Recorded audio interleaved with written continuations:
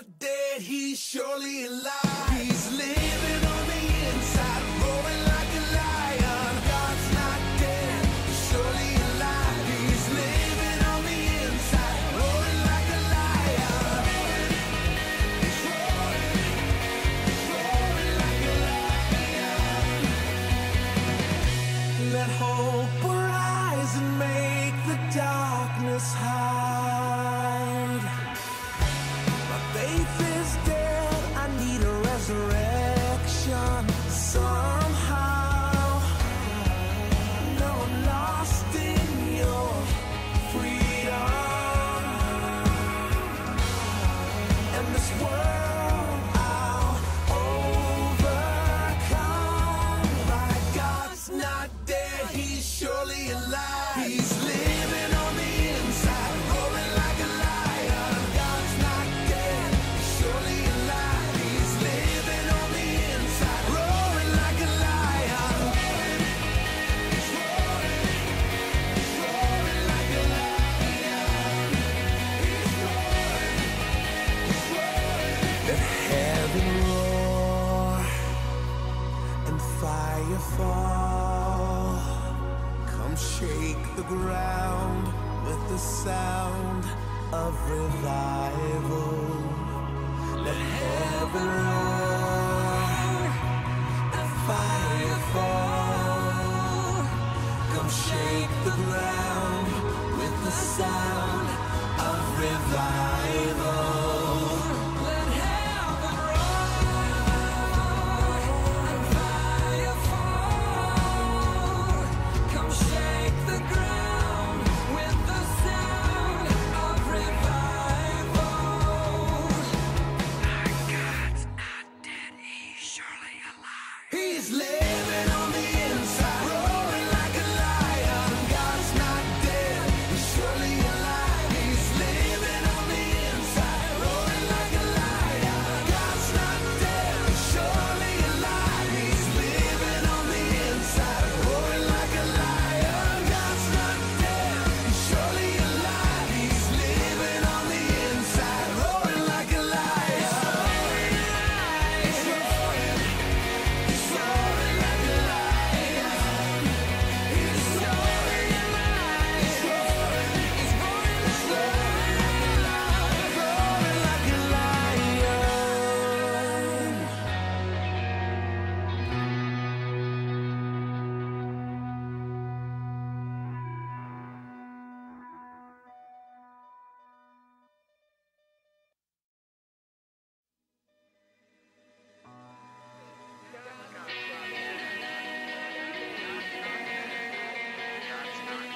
God's not dead.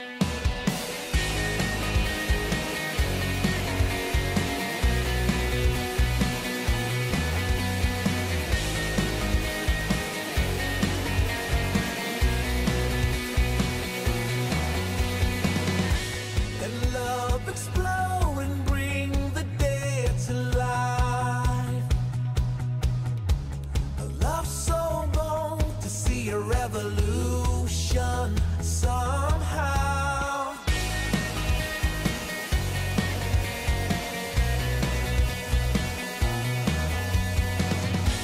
Let love explode and bring the dead to life.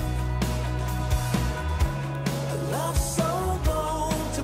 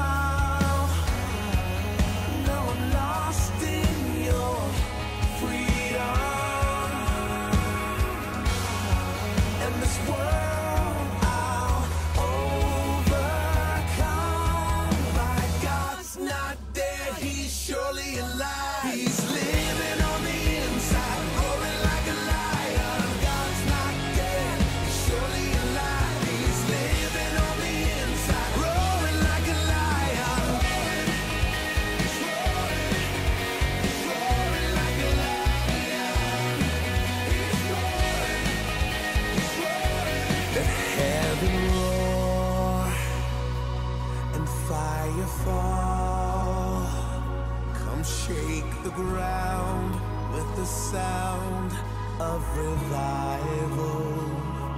Let heaven roar and fire fall.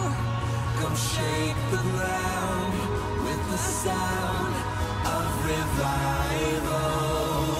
Let heaven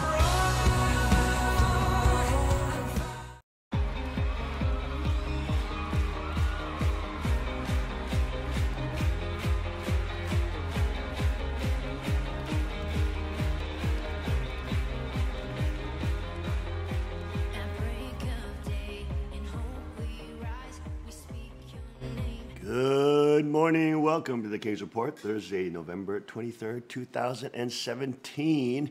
It is Turkey Day. Turkey Day.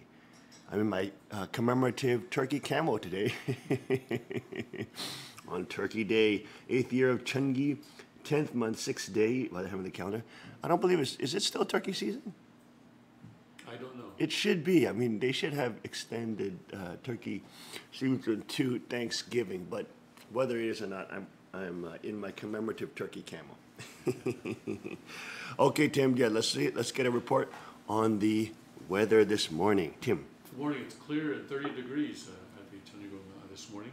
We're going to 41 degrees with mostly sunny skies and partly cloudy and 23 degrees tonight. Warmer tomorrow, 48 degrees and clear. So we're in the 40s now, and it's a nice autumn weather. Beautiful autumn weather. And you have, I am your host, Second King, broadcasting from Chunhyugong with Tim Elder this morning on this beautiful morning. 40 degrees is our temperature, right around there. Right now it's 30. 30, I'm sorry, 30 Going degrees. up to 40. Going up to 40. There you 41. go. All right, folks, Thanksgiving Day is here, and today we are in Micah 6 and 9. Let us go to our Rima 6 and 9. The Lord's voice cries to the city, wisdom shall see your name. Hear the rod, who has appointed it. And there yet the treasures of are there yet the treasures of wickedness in the house of the wicked, and the short measure that is an abomination? Shall I count pure those with the wicked scales, and with a bag of deceitful weights? For her rich men are full of violence, her inhabitants have spoken lies, and their tongue is deceitful in their mouth. This is talking about Israel's injustice as they turn away from God and become wicked. As they become wicked, they lose wisdom. They lose wisdom. As the Bible says, the fear of God is the beginning of all wisdom. The fear and reverence of God, right? Fear in that context meaning reverence, how you revere and also fear your Father, is the way one should fear God. Revere God, okay? Wisdom shall see your name. The Lord is crying to the city. The Lord's voice cries to the city, wisdom shall see your name. Okay? Wisdom shall see your name. Hear the rod. Who has appointed it? The rod of iron. King's Report, the King's Report, Rod of Iron Ministries. We gotta make a cool logo for that, the Rod of Iron Ministries. I guess the Peace Believe People Militia logo is the Rod of Iron Ministries. It's a very beautiful logo. But rod of iron, the rod of iron. You know, there are scriptures, this is pointing back to scriptures in Isaiah as well, that speak of the rod of iron that will smash the vessels of clay. And of course, it's also reference to Revelation, Revelation 2, 12, and 19. Oh, there it is, there it is. Okay, I'm sorry, there you go. Chapters 2, 12, and 19, where the rod of iron is mentioned. And the rod of iron is mentioned again as in Revelation 2, the saints rule with the rod of iron, with Christ. Okay? So the rod of iron is a critical aspect, or the critical, let's say, symbolic representation of Christ in his second coming. Okay? The rod of iron that will smash Satan's kingdoms as clay is smashed. Okay? And of course, in Revelation 19, you have verses 12 through 16. There we go, there we go. You shall rule them with a rod of iron. They shall be dashed to pieces like the potters. Like the potters. Like the potters. Okay. They shall be dashed to pieces like the potters. So the rod of iron, again, we know what the rod of iron is. The rod of iron is truly the weapon which does smash Satan's kingdoms, okay, and of course protects the citizens, protects the good citizens, and allows God's kingdom to rule over this earth. And we talk about it in the modern context. We can see that John the Revelator saw something that is really a rod of iron. I mean, the AR-15, the modern day rifle, is a rod, literally of steel, a rod of iron. And here we go. Here, check this out. This is Revelation 19:12. There we go. His eyes were like a flame of fire, and on his head were many crowns. Okay, there you have the crowns. He had a name written that no one knew except himself. Wow, see that? He had a name written that no one knew except himself. Okay? So there's this mysterious name that's there as well. A name, he was clothed with a robe dipped in blood. And his name is called the Word of God. And the armies in heaven, clothed in fine linen, white and clean, followed him on white horses. Now out of his mouth goes a sharp sword, that with it he should strike the nations. And he himself will rule them with a rod of iron.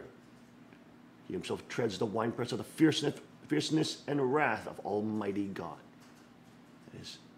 And he has on his robe and on his thigh a name written, King of Kings and Lord of Lords. Ooh, that's what we should call it. We should call it King of Kings camel. King of Kings camel.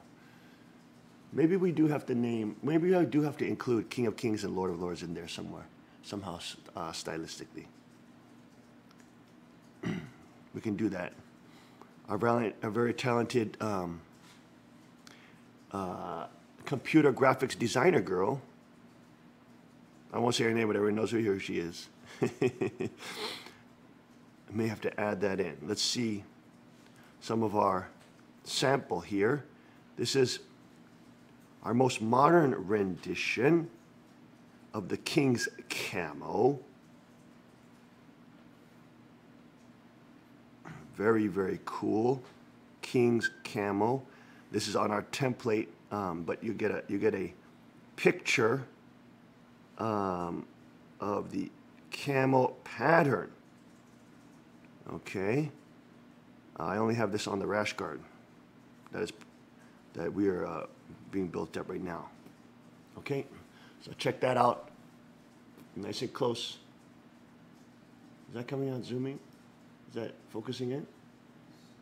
Let's see. Is that focused in? There we go. Okay, it's hard for you to see. Obviously, that looks like camo. When you look really close, you can see there are many crowns, and we have the rod of iron. See, you can see the rods of iron here. Here it says Revelation 19 on this AR. But if you zoom out just a little bit, and look, it looks just like some kind of digital camo, okay? So this has urban blues and also have wilderness greens and browns, okay, earth tones and mossy blue tones. So very beautiful, yeah, and you can see the detail. I don't think you can. It picks it up on the camera. But that is the King of Kings camel. The King of Kings camel, and that is coming soon. That is coming soon. Those will be on our training uniforms, both on our rash guards, leggings, and short pant fight shorts. And hopefully we can make even a gi. That's kind of, I don't know, I've never seen, that'd be pretty dope. We could make a gi with the King's camel. Dang.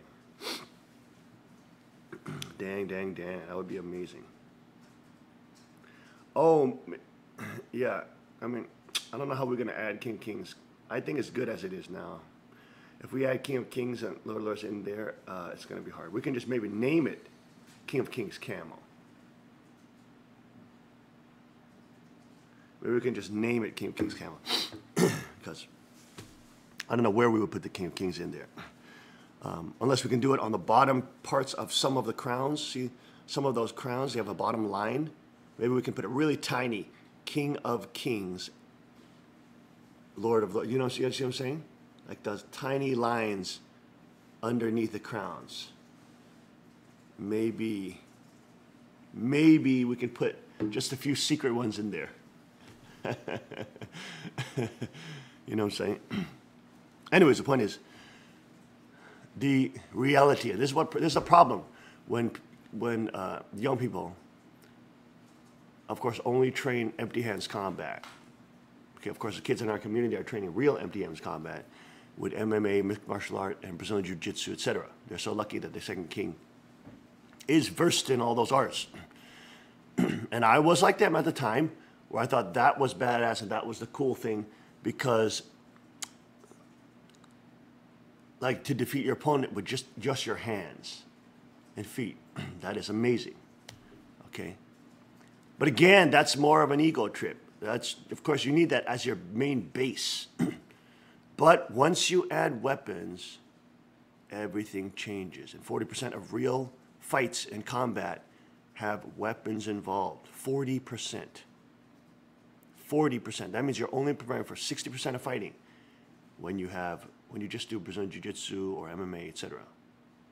And as the ninja saw it yesterday night, as we did lots of cool trapping training, right? And a lot of Kali Skrima yesterday. The king was a little under the weather. I feel a lot better now. I feel a ton better. I was a little under the weather after my 10.5-hour deposition. These bozos subpoenaed me, and of course that's why I was in New York getting deposed for 10.5 freaking hours. We started at 9, ended at 7:30 in the evening. Just ridiculous. 20 lawyers, probably all being paid like $700 an hour. What a waste of money UCI and Family Fed, and I made it clear, both who are heretical and both who are illegitimate and not following father's heir and successor and representative body, the second king of Chanigo, Hyung Moon, and I made it abundantly clear to both.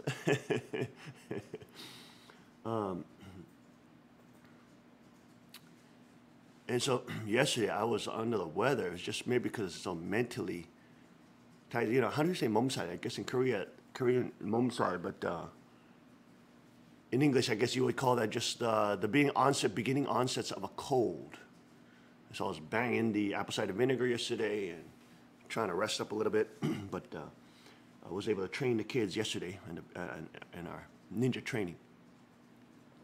And what do? We did lots of Kali Eskrima training, a lot of trapping skills, a lot of defense skills. But what else did we do? I made them do jujitsu with somebody who had a knife.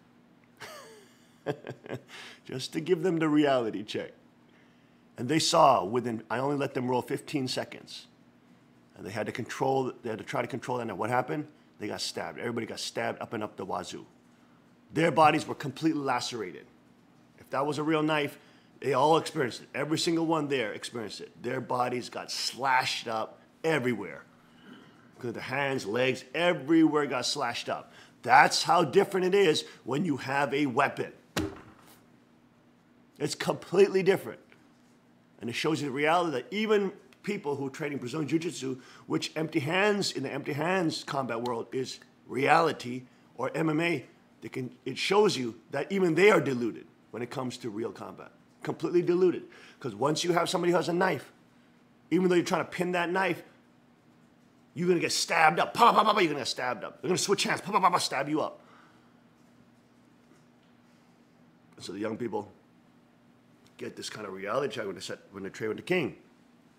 Don't let them get deluded and get into a rut thinking that they're more prepared than they are.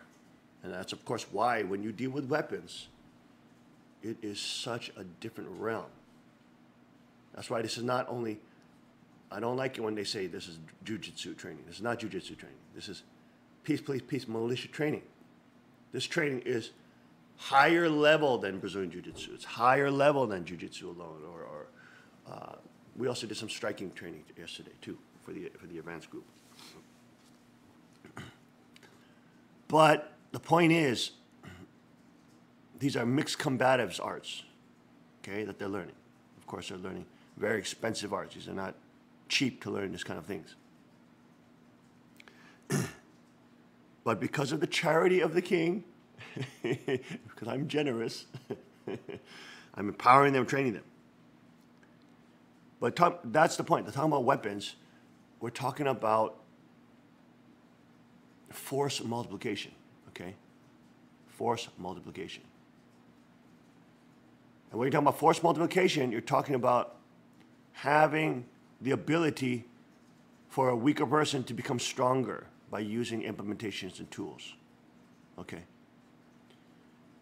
And that kind of force multiplication is critical, right? I'm always trying to beat it out of these young bums' heads because they still want to get into the delusional realm of, oh, empty hands is enough.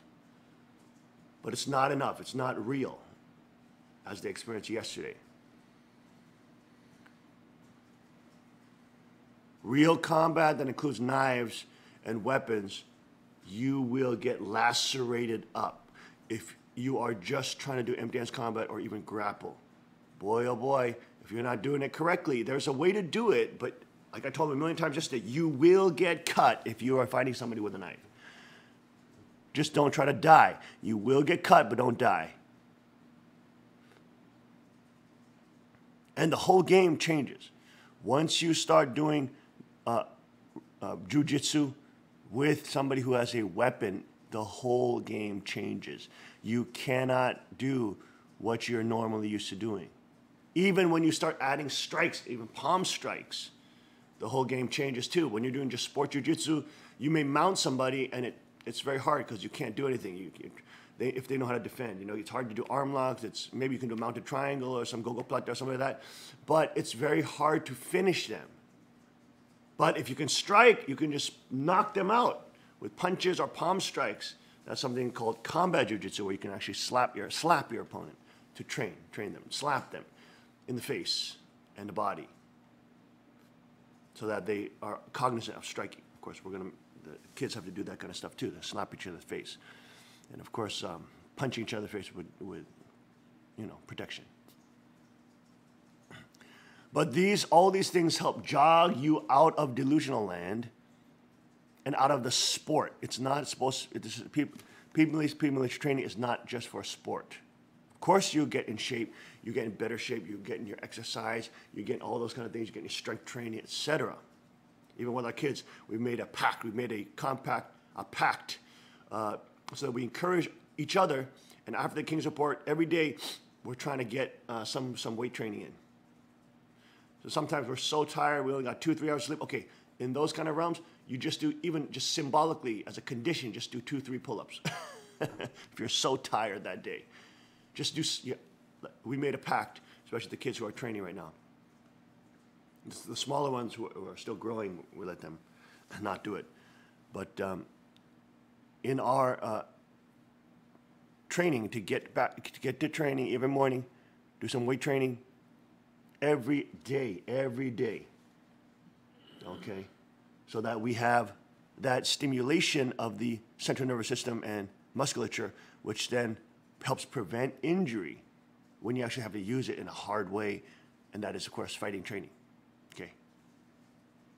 Anyways, the point is, the rod of right here. Hear the rod. Who has appointed it? The scripture says, hear the rod. Why? You can't be deluded. You can't be deluded thinking that you will be able to defeat Satan's kingdoms and wickedness by Brazilian Jiu-Jitsu. You're dead meat with Brazilian BJJ. Even if you have a small little knife, you're dead meat. I see, I'm not deluded. A lot of BJJ practitioners and MMA practitioners are completely deluded. Completely deluded. Even, out of their empty hands combats, they're not deluded. If you're only in the empty hands world, they're not deluded because you can beat up most martial arts with those arts, BJJ, MMA. Okay? But as soon as you enter into just combat in general, now you're screwed. Empty hands is just not enough. It's a good base. That's why our ninjas learn it, our peace ninjas learn it. But it's not everything. You have to know how to use weapons. You have to know how to use weapons and fight your way through with weapons. You have to. It's mandatory for reality. Absolutely mandatory. Otherwise, you're not a real martial artist. You are a delusional martial artist. A martial artist, martial means fighting. Artist means artist. If you are a martial artist, you must be into any art of fighting that works. Any art of fighting that works. Whether that's biting, pinching, cutting, or shooting. It has to be anything that works because it's for fighting. But of course, the propaganda wants you to be disarmed. They want you not to include the other martial arts that are really, really the powerful ones, like firearms martial arts or like knife fighting martial arts, into your repertoire as a martial artist. They want to just think, martial artists are just empty hands, warriors. That's only a part. Hollywood movies where empty hands guys can beat up guys with knives and guns is stupid and ridiculous. Stupid and ridiculous. You get a trained firearms master in a martial arts, firearms martial arts, against somebody with no firearms, he's freaking dead. His head is going to be exploded off, he's bleeding on the ground. He's dead. So even with your peace ninja training, must not be deluded. Right? Someone who loves God and loves their neighbor, one as a martial artist must be in reality. That's why I make these kids, if I see them and I say, where's your knife at? Because that's something legal they carry. Where's the knife? They have to show me the knife. If they don't have their knife, they got 50 push-ups.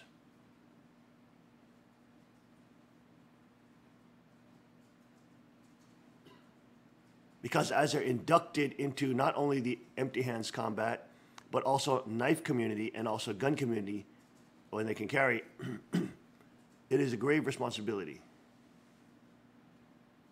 It's a very important, huge responsibility once you're dealing with weapons. Because there comes a great responsibility with that type of lethality.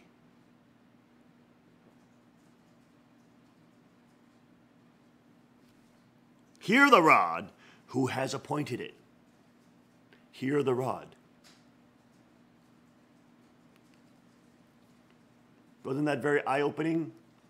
Yesterday getting stabbed and lacerated like crazy in 15 seconds. Imagine if you had to fight somebody there for 5-10 minutes. Oh my gosh, your body would be literally a holy body.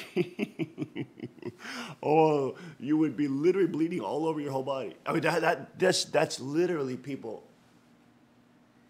And that's why I make these kids experience that.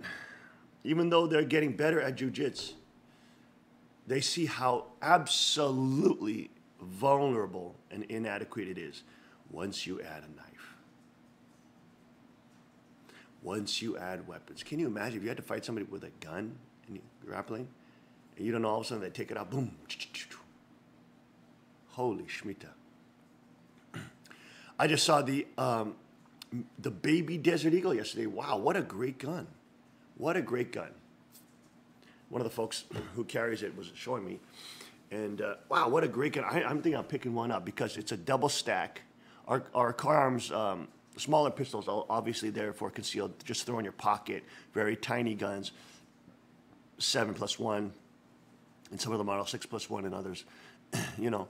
So you're talking about if you bring 2 mags, you're talking about what, 21, 22 mags if you got one in chamber, 21 rounds, right? Which is not bad, but you can double that capacity with a baby Desert Eagle. If you got a baby Desert Eagle, you got like 15+1.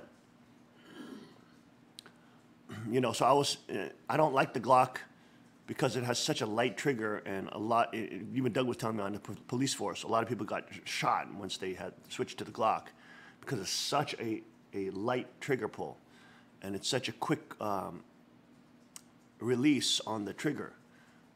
It's not like a car which has a safety built into it, and so even though the trigger gets depressed a little bit in your pocket, hit something or like whatever, the situation, it doesn't blow off into your leg and blow off your leg. You know what I mean? But the Glock does have a very light trigger, and I don't like that. It's just too fast. How do you say? It cracks so early. Some people like that. Some people like that. But not everybody has to like that. I personally don't like it. I like that safety built into the trigger. And, of course, that's why military uses a longer trigger. The Baby Desert Eagle, I was being told, was developed also for the military use.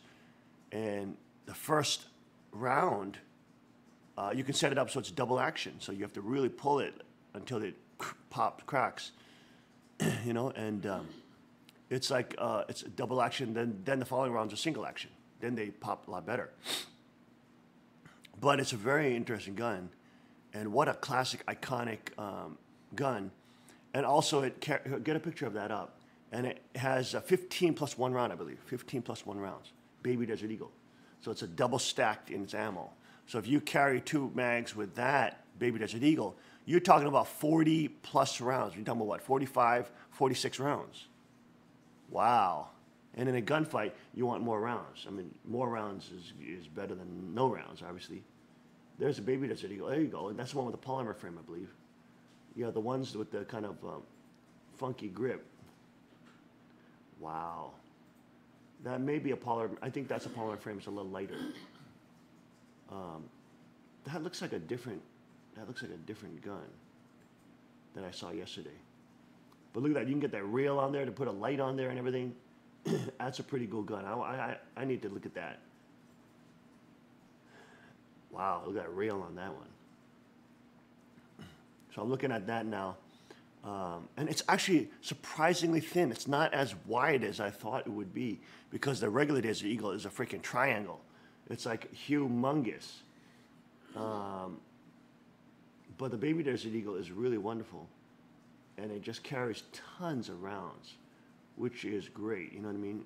You compare it like 22 rounds to 46 rounds. That's a lot of extra rounds. While the bad guys are trying to shoot you, you can shoot 46 rounds towards them. 46 rounds of lead flying towards them instead of 22 rounds of lead flying towards them. 22 is better than no rounds. But if you have 46, that's a big difference. That's a big, big difference. So if you're going to carry at 4 o'clock, 3 o'clock, 4 o'clock anyways, and it's really not that much more bulky than carrying a car on you. I mean, it is obviously maybe 2 times wider, okay, than a car pistol. Car pistols are made so slim, you can just throw them in your pocket. I mean, I love the little .380 just tossing in your pocket. It's phenomenal. Or the Mini 40, you know, you just toss in your pocket. You know what I mean? But the Baby Desert Eagle, okay, you're talking about 46 rounds flying downrange that you can manipulate and use.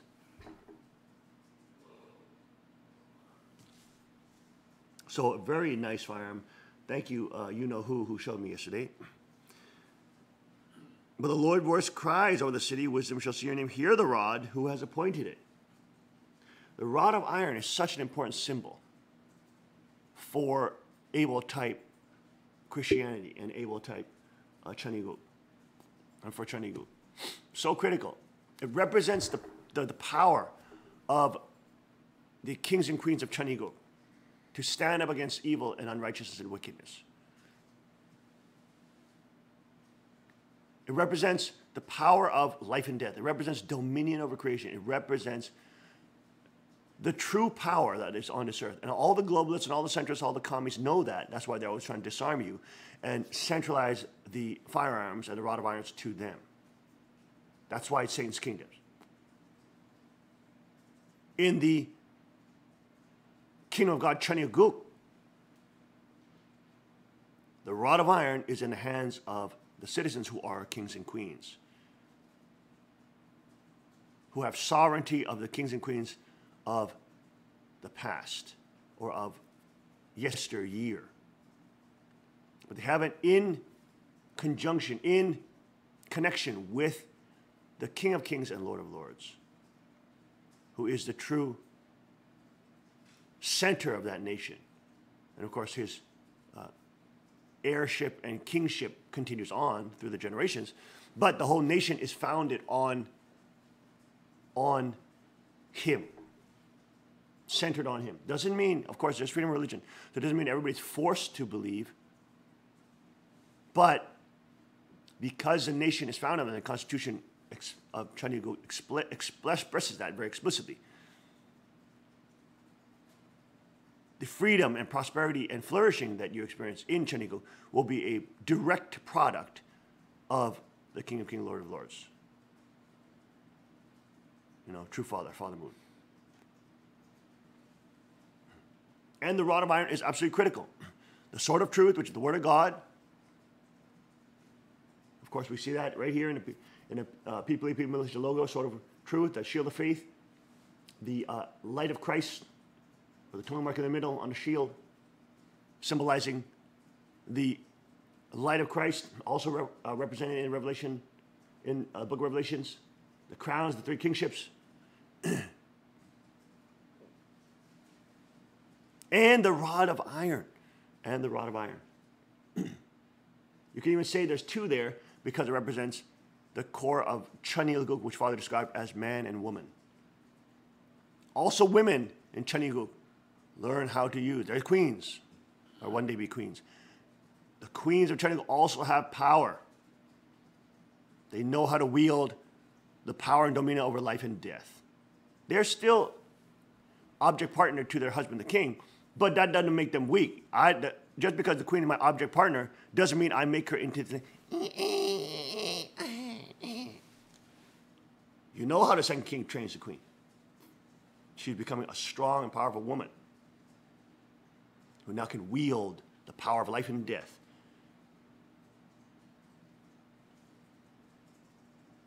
Even now, she's getting the habit, that responsible habit of becoming a responsible practitioner, a responsible artist, a true artist, a martial artist, a ninja. Even when she goes down to Walmart, she's now carrying her responsibility, carrying her rod of iron. Isn't that wonderful? It's amazing. It's amazing. In Walmart, all these people, like we're going to Walmart and we're shopping for Thanksgiving stuff, all these people coming up to us and say, hey, that we don't know. The people coming up to us, right? And they're saying, hey, how you doing? You're a sanctuary church. You're sanctuary. People like recognizing us. I think people are watching in this area. I think people are watching the King's Report, or they're now becoming cognizant of the King's Report. And Lourdes is doing an excellent, amazing job. We got to give it up for Lourdes. She's doing a phenomenal job bringing all these wonderful guests, such a diverse plethora of exciting guests. And wow, we're so grateful. Larry Pratt came on the other day with GOA. Gun Owners of America. I mean, that is truly able type Christianity, folks. The GOA is even more able type than the NRA. NRA still sometimes leans more left to be more completely correct. GOA, Gun Owners of America, keeps them honest. You have to be part of the NRA and GOA, folks. I should make it mandatory for these ninjas to be part of GOA and NRA. It should be mandatory. You get our training. You get our training. I gotta add that into the thing. Anyways, we should have NRA and GOA materials to hand out and allow these guys to sign up to. What's it? We gotta get those pamphlets out for the kids. Who's in charge of that? Is it Rio? Maybe we'll make Misha in charge of that. GOA, NRA.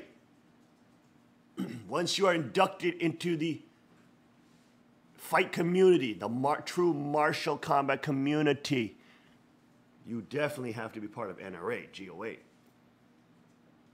GOA is like, wow, they are the true able type. They are the ones that literally are fighting for poor people and minorities to be able to have access to guns. Because the liberal lunatics make all these rules and they ban what they call Saturday night specials, which are cheaper guns that poor people can, that poor people can afford, because they can't bust out $500 for a higher end gun, but they can maybe bust out $100 for this a cheaper gun. And that's what Calo and Noir's point is, that when you regulate the kind of quote Saturday night special saying they're not safe, you're regulating poor people out of the ability to defend themselves, or otherwise they have to acquire it illegally, which many good poor people don't want to do. And you're taking away their ability to defend themselves against predators. And he makes that point specifically, poor people. Stop trying to take away their guns and access to guns, because there are cheap guns in the market. They're not the most reliable, but they still work. They still can chase away a bad guy.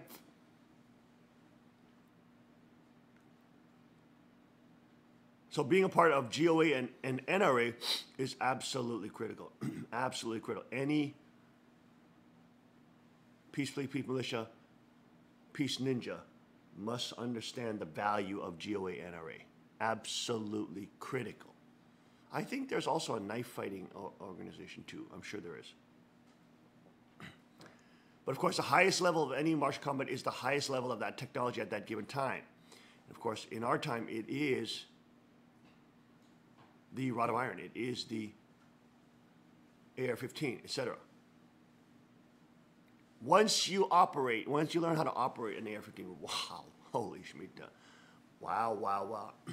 It's not only entertainment, it's not only fun to train with. Wow, I never knew, because I never used to train with that. I mean, I was also, when I look back, I was also a delusional martial artist, even though I knew knife fighting and stick fighting. And of course, I'm versed in empty-hand combat too. But I was kind of deluded. I was still wanting to believe that I could be different from all the people who are training with guns, and I could be more deadly. No, you can't. You can't. Don't be deluded. Don't be deluded. Don't be deluded. The firearm is absolutely a force multiplier that allows even a woman who's much less physically of stature to absolutely demolish a massive behemoth and a massive beast of a man who's ready and willing to destroy her. The rod of iron is an incredible martial arts asset. Absolute, no question about it. So on this Thanksgiving Day, where we're hunting turkey and catching turkey, how do you think the founding fathers caught turkey? They caught it with firearms. You know, on this Thanksgiving Turkey Day, where we're giving thanks. Why are we giving thanks? Thanks to God of giving this free country, which is the closest that we ever got to the kingdom. It's like the growth stage, perfection level growth stage. We give thanks to God on Thanksgiving Turkey Day, catching turkeys, getting out in camel. Man, George Washington must have looked good in camo. I could just see him putting some ash on his face, you know. Camoed out, sitting there in a turkey blind. There's GW with a turkey blind sitting there in some camo. Oh, Lord. We're giving thanks to God on this day for giving us that type of freedom where we can provide for our families and be self-reliant and have no intrusion from federal government. That is what makes America so exceptional and so close to the kingdom. So close, with all its imperfections. Especially at the time of Founding Fathers. Wow, you lived in a country where you had no centralized police or militia. You lived in a country where you had no taxes. It's unfathomable. You can't even imagine it in the modern day because we've become a socialist oligarchy. Officially, we're an oligarchy now. That's how fast we've degraded.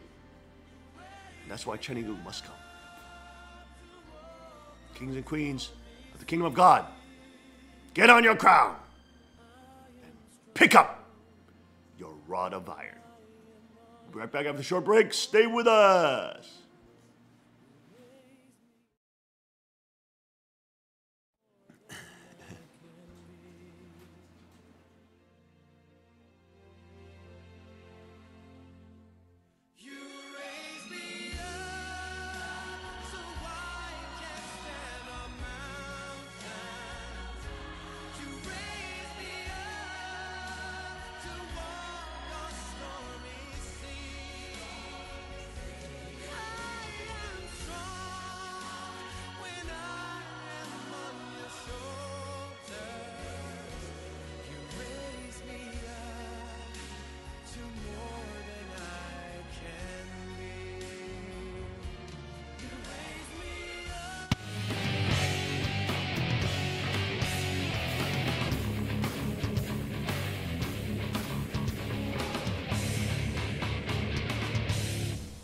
Hi, I'm Joby Gorgas with Magnum Research. I'm here to tell you a little bit about our new L5 and 44 mag.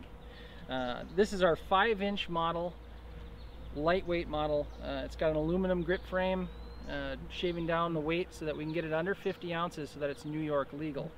I'm going to tell you a little bit about how to properly hold the L5 for function. When shooting a Desert Eagle, you want to make sure that your dominant arm is locked out, pushing back into the back of the grip. Your secondary hand is holding around the front of the grip to keep the muzzle flip down. This gives you a good firm hold for proper cycling. We got to remember that the Desert Eagle is a gas-operated rotating bolt semi-automatic pistol, not unlike an AR system. I also want to talk to you about the stance for shooting the Desert Eagle.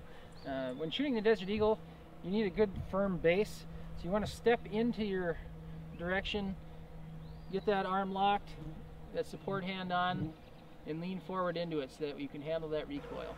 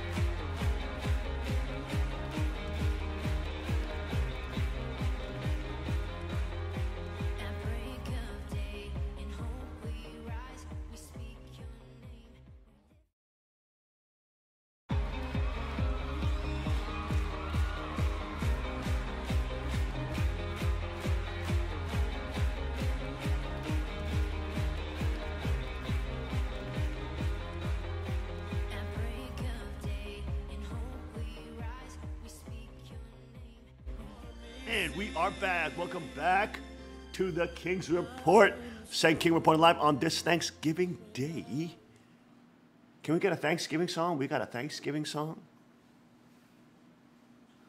Can we get a Thanksgiving song to play on Thanksgiving Day? I don't think there is a. Is there? There's not a Thanksgiving song, is there? There are Thanksgiving hymns. Is there a Thanksgiving hymns? You mean for the holiday of Thanksgiving? Well, for about harvesting and things like that. Oh, okay. Yeah, no, that's true. I mean, a lot of praise worship songs are about that. But we've got to get a nice Thanksgiving gobble gobble song. There's got to be a nice Thanksgiving song. Here we go. Thanksgiving song for children, 10 Little Turkeys. 10 Little Turkeys? I never heard no 10 Little Turkey children Thanksgiving song. Gobble, gobble. The Tashiras are going to make me a .223 casing, that is, a bullet rounds crown.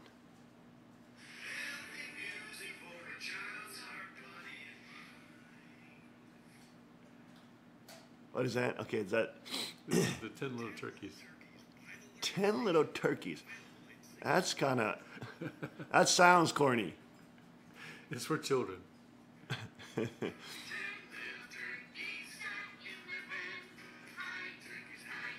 Our audience can't hear this. Oh, our audience can't hear that? No. I'm not connected to it. 10 little turkeys. But it is Thanksgiving Day. It's a happy day. Thanksgiving is a happy day. And we hope everybody's enjoying their Thanksgiving days today. There's nothing formally that we've organized. And don't just show up at the palace if you're not invited. But we have a small group. I think we just keep it small because the Queen is here alone and she has to do all the cooking, of course, the kids, and we'll be helping her. But we can't deal with a lot of people here today. So we just have a very tiny group here that will be gathering, mostly in this area. And if you're in your areas, gather together, and always Among yourselves. nice among yourselves, and to join. Don't just show up at the palace and say, "Hey, I'm here to eat." You freaking bum. The gate is closed. Let's say there's a rule. If you do that at palace, one of our ninjas gets to choke your dang neck and bust you in the eye. And then on top of that, you still gotta make a $5 to $10 donation. No. If you're not invited, don't come like a bum, okay? We're including more of our local community here, our Matamoros community, but of course everybody has to participate. Everybody in our Matamoros community still have to bring stuff, because the Queen has to do all the work today, and we don't have an unlimited amount that is coming out. The Song family is gone. My sister-in-law is gone, so she has really no support there, etc. All of you understand. So Thanksgiving Day, if you're in Newfoundland community, if you're in the Milford community, you can gather amongst yourself. You know what I'm saying? Or if you want to gather with your family, you can do that too. If you just want a quiet Thanksgiving Day, sometimes that's really nice. Just have a quiet Thanksgiving Day, just a quiet day that you can enjoy and give thanks to God. But don't forget, Thanksgiving is not only about turkey and eating, okay? Oh my goodness, did you cue a song called 10 Little Turkeys? Let's see that. It's Thanksgiving. Let's see it. Go ahead, play that. Go ahead. Make it big, make it big. Said the little red hen, one little turkey flew far away, but the other 9 decided to stay. 9 little turkeys sat in the pen. Hide, turkeys, hide, said the little red hen. Oh, the little red hen said hide. Out of the gate. Why'd that dumb turkey fly away? He said hide. 8 little turkeys sat. Oh, that dumb turkey. Hide, turkeys, hide, said the little red hen. One little turkey flew far away. Why they fly away like bums? Decided to They're gonna get eaten by the wolf. Did you not hear the red hen? The red hen said to hide, you dummy. You're supposed to hide in a stupid coop, not fly away like a bum. He's dumb turkey. You dumb turkeys. Did you not hear the warning of the little red hen? Why are you flying away like a bum? They were smart sitting in the pen. What the heck is on with them? Oh, now you want to jump around. You want to jump around and fly around, huh? Where are you jumping to? Where are you flying to? You flying to the wolf's mouth where you flying to, you dummy. Should have listened to the smart red hen. Oh, now you flying off too.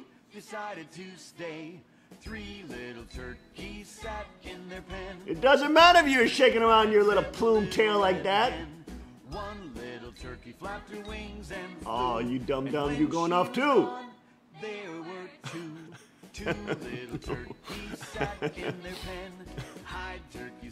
Look at how much energy the redhead is putting into this. Do you see her clacking? She's going.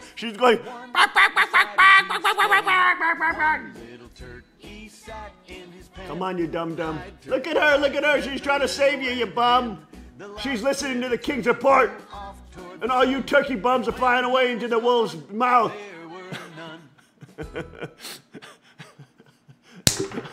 All right, there you go. Nice little fun Thanksgiving treat. You never know what to expect on the King's Report. You have fun. We have fun on the King's Report, don't we? You know what I'm saying? Oh man. One thing I like with all our, we have a great diversity of ethnicity in our church community. So we get such incredible food, okay? And I know, man, on Thanksgiving, you invite a couple of those different friends and folks from the sanctuary to your house. Man, you're not only going to get the traditional turkey with stuffing, mashed potato, and gravy, and cranberry, what is it? What are those things? Cranberry sauce. No, what's that cranberry circles?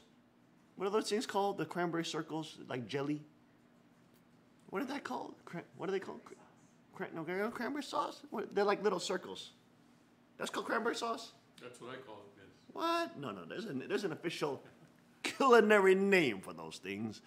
And some kind of cranberry, I don't know what it's called. Anyways, those cranberry things. If somebody knows, put it in the comment box and we know what it is. And then you get those candied yams, those sugared yams. Woo, Lord.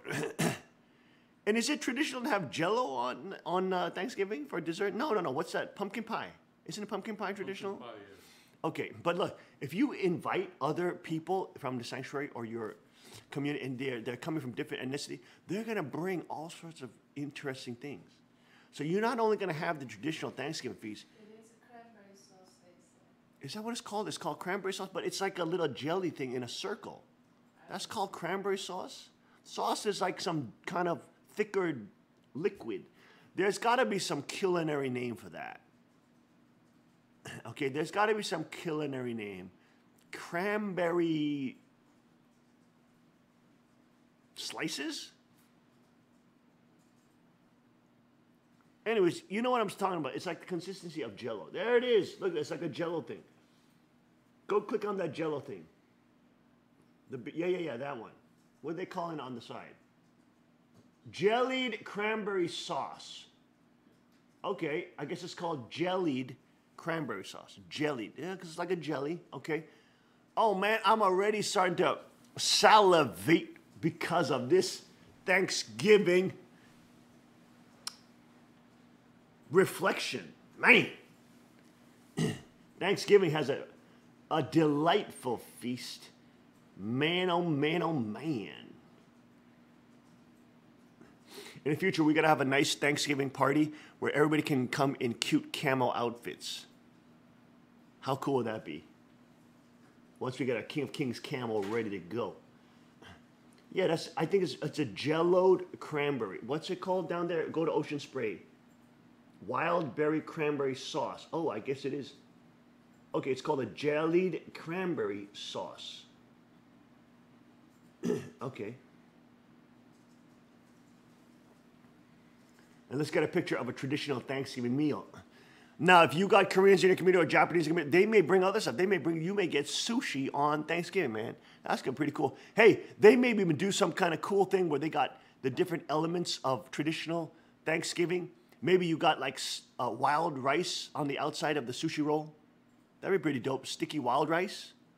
Wow. And then you got cranberry jam jelly in there. You know what I'm saying? And then you maybe got some stuffing in there in a sushi roll. Oh! Dang! And you got some maybe turkey in there too, just to add into that little meat bite. That would be a tasty sushi roll, wouldn't it? You got a little turkey, you got a little cranberry yam, you got a little stuffing, maybe you put a little bit of gravy sauce on top. You shoot that gravy sauce on top. Then you got your Thanksgiving sushi roll. Bam! Somebody's got to make that. Somebody's got to make that. Come on. Somebody's got to make a Thanksgiving sushi roll. Hey, that's a restaurant idea. Maybe Teddy Igarashi, who's out there in Las Vegas. Hey, the Igarashi's out there. He runs a little sushi roll business. Hey, maybe you could have a Thanksgiving roll or a Christmas roll where you do like different Christmas style stuff inside your thing. You know what I mean? Or you got a little whatever this or that holiday roll, and you make a cute little sushi. You know what I'm saying? So you get all this wonderful culinary excitement and creativity.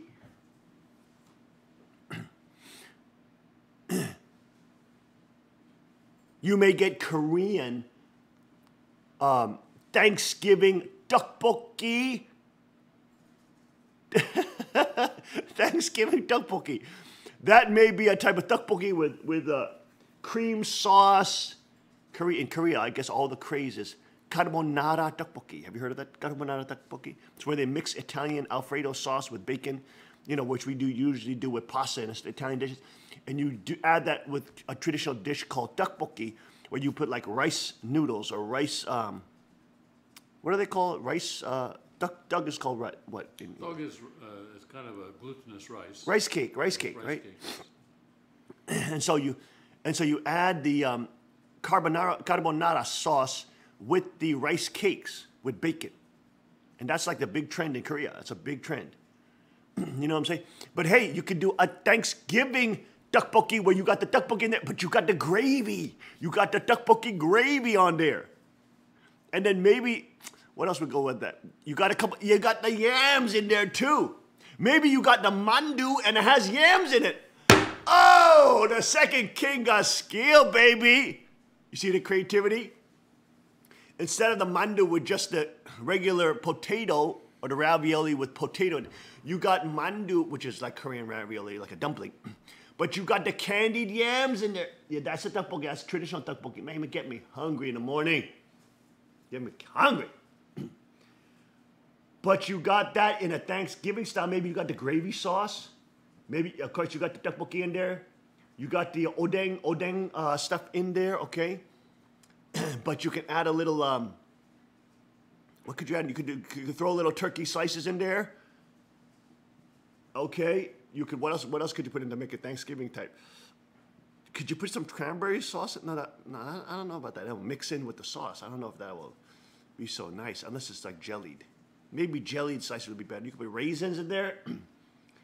You can make it in a Thanksgiving way, representing your cuisine, your ethnic cuisine, but change it up for Thanksgiving style. Thanksgiving style. There's a traditional Thanksgiving meal. Look at that. Beautiful. I mean, there's nothing wrong with a traditional Thanksgiving meal.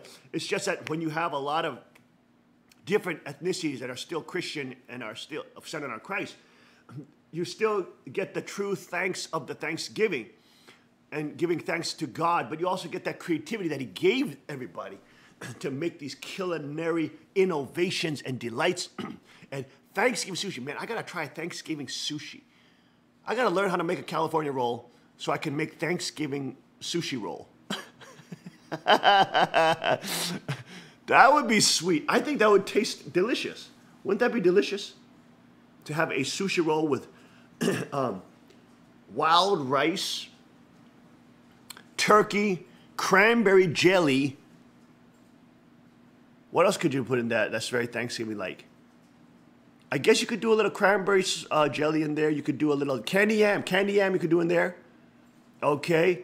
What else could you do to give it a little crunchiness? What would be crunchy that they do on Thanksgiving? Do they do asparagus? I've seen sushi with asparagus. You could do a little asparagus, add a little crunch to that bad boy. And then you top it off with a little gravy sauce. Woo-wee! You got a mini Thanksgiving meal all in one bite right there. Oh, Lord. Do they have a Thanksgiving sushi? Look up Thanksgiving sushi roll. Let's see if somebody made that. I'm sure they did. But, you know, Hope Igarashi and Ted Igarashi, they're experts in sushi.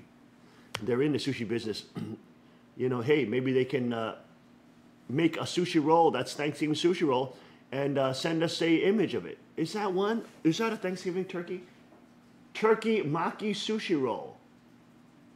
I guess it is. That looks pretty nasty. I wasn't envisioning that. But who knows, it may taste really good. Sushi Proba, all things sushi. No. Wow, Thanksgiving sushi roll. Okay, look, somebody did do that. You see what I'm saying? You could do that. They did stuffing in that sushi roll. You got stuffing, got turkey, got cranberry sauce in there. And what'd they wrap that with? What'd they wrap that with? What's that wrapped in? Is that rice? That's not rice. That's some kind of vegetable or something.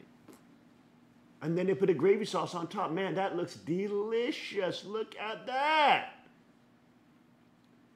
That is a Thanksgiving roll. I like it. I could eat that with my camel suit on. That looks absolutely delectable. There you go. Hey, bring in that little Asian flair with a little sushi rice. Hey, you could also add a little ramen noodle to spice up Thanksgiving.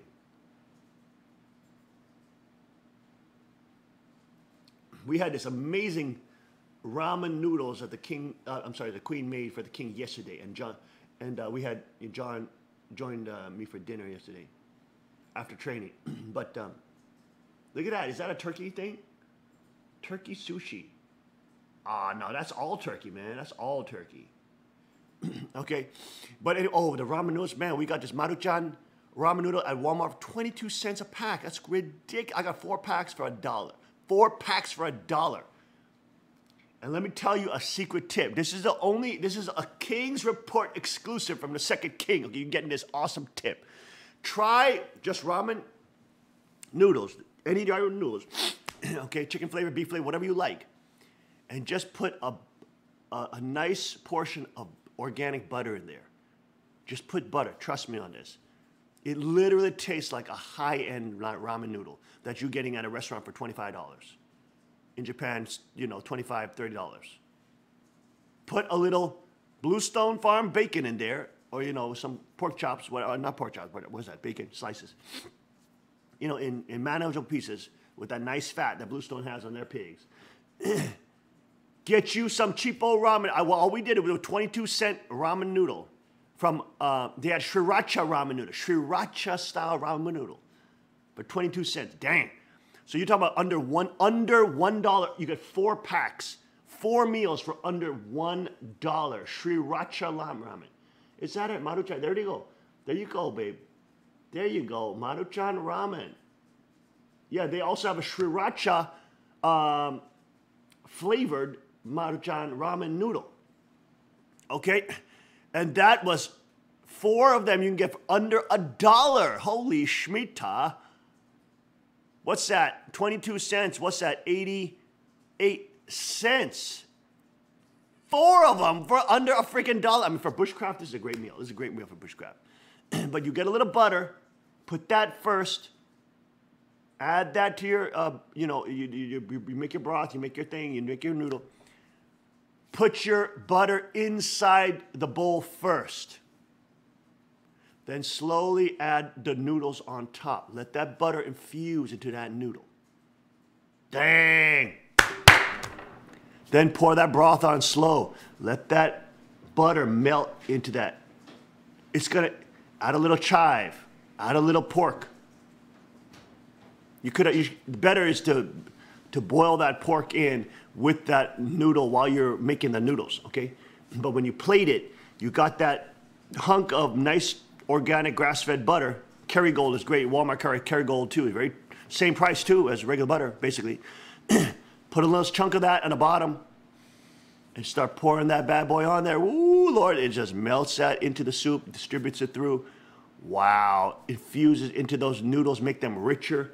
You will see your ramen noodles, your 22-cent ramen noodle, literally tastes like a $30 bowl of ramen noodle because you added that grass-fed butter into that base. You added that fat content, it becomes rich. There you go. That's like a $20 bowl of noodle, okay? But you can take a cheapo Walmart Maruchan ramen noodle. You just add that little block of butter in that bowl. Holy Shemitah, you will see what the king is talking about. Your ramen noodles will be BAM! To the next level. Like, who's that? Emerald Lagasse does that. He goes, BAM! It'll be kicked up to the next level. But hey, you could make a Thanksgiving-style ramen noodle. You could put turkey in there. You know what I mean? You could get your noodles in there. Or you could add your noodles to some of your turkey dishes. How cute would that be with a little gravy on top? Ramen noodle tastes good with anything. It's like pasta. It tastes good with everything. You could have a little broth. I mean, hey, Asians like soups and stews, you know, so I'm sure they're going to come up with something today, you know, that has some kind of broth. And does Thanksgiving usually have a broth kind of? No, not traditionally, right? Is there a broth kind of soupy thing? No, right? No, okay. I guess traditional American Thanksgiving. But hey, that's the wonderful thing about all these different styles of cuisine. All these different styles of cuisine is a beautiful thing. It doesn't mean that all these cultural, traditional things are good. There are some really wacky, evil cultural elements to different cultures and ethnicities, including baby killings, you name it. I always rant about it. But the cuisines, there's nothing against the body of Christ, you know, trying different cuisines. Nothing at all. Those are all different styles, different ways of using God's given creativity to add to the culinary plethora of delightful foods. There's those ramen noodles. I know the Japanese people right now are salivating. If you're from Japan or if you are watching the Kitchen right now and that bowl of ramen noodles making you really hungry for ramen noodles, put that in the comment box below. Put that in the comment box. Here, pull up Maruchan Ramen Sriracha flavor. Maruchan Ramen Sriracha flavor. Man, you guys got to try this. This is so incredibly tasty. Before we go to break, let's take a look at Maruchan Sriracha Ramen. Hey, if you make a cool recipe for using Maruchan Sriracha Ramen, as seen on the King's Report, if you make one and you post a comment and a picture, post a comment and picture. Okay, yeah. Oh, yeah. Get the one with the sriracha sauce. Sriracha chicken flavor. There it is, babe. Oh, yeah, babe. There you go. Oh, Shemitah. That's good. But if you post a picture in the comment box, let's say on Friday, after Thursday, right? It's Friday. The first one to post a picture with a Thanksgiving-style sriracha ramen noodle and explain to us why it's Thanksgiving style. Why it's Thanksgiving style. Okay, take a picture of it. Also take a picture with your dish and the packet, you know, the open packet of this ramen noodle. So you can show that you can show that it's the one that was mentioned on the King's Report. We will send you a free gift, a secret gift. We will send you a secret gift. First one who posts their picture on Friday's broadcast. Okay? Friday's broadcast, post your picture. Can you post pictures on the comment box? I don't think so. Can you? Oh, you can't post a picture? Okay, post a link. Put it on your Facebook page. Post a link to that picture. First one to do that, okay? First one to do that, we're going to send you a free gift.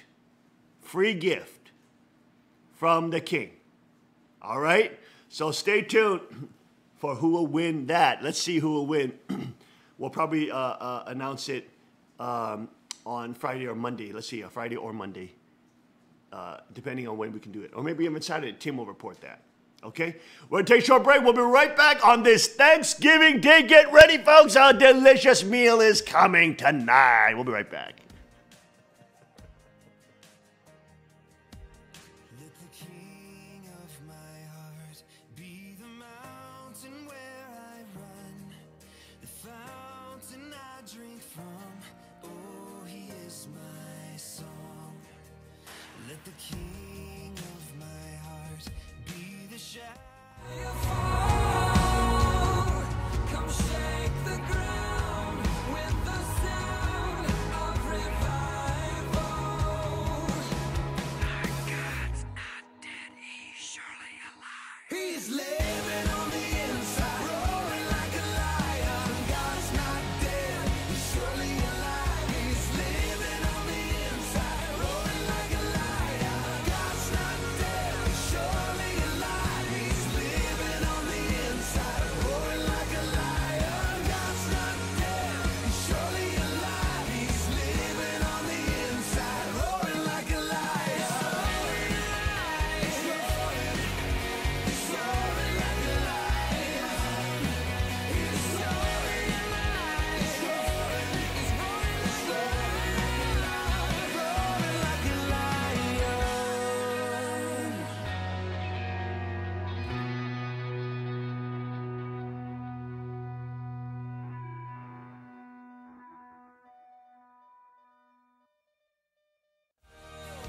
You are good, good.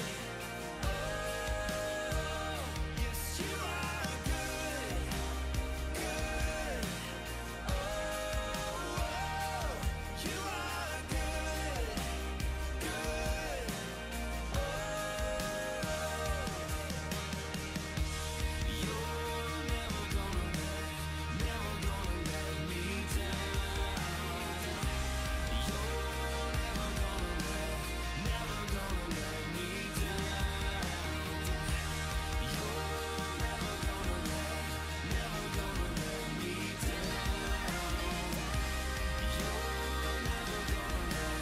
never gonna let me down. You are good, good. Oh, you are good,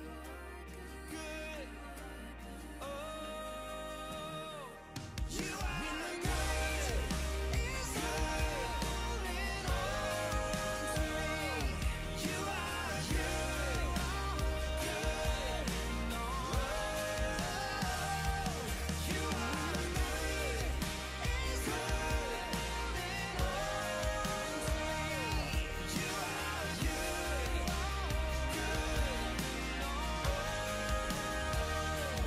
you are good, you're good. Oh, you are good,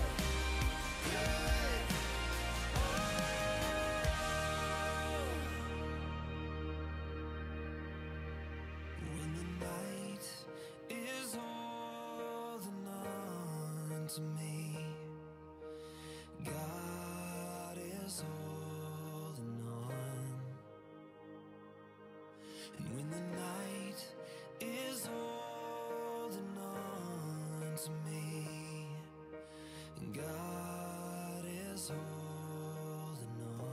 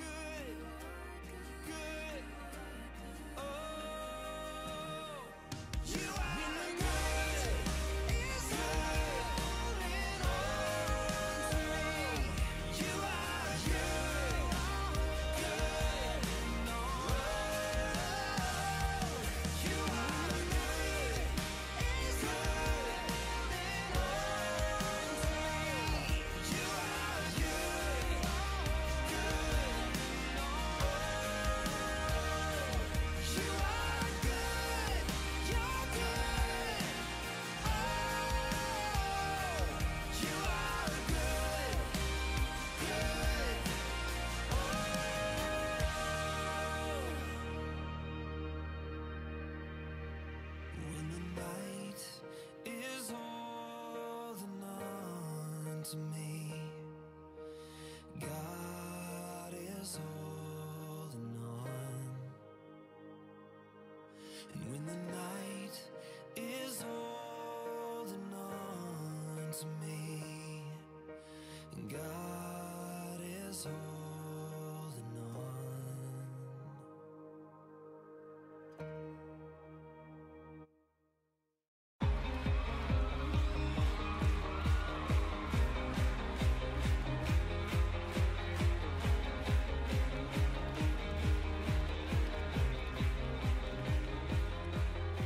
At break of day, in hope we rise, we speak your name.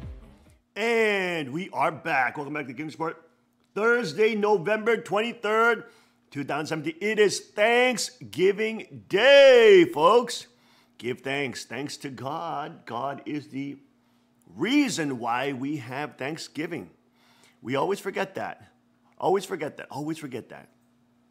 Let's now get into a wonderful article written in Breitbart.com entitled,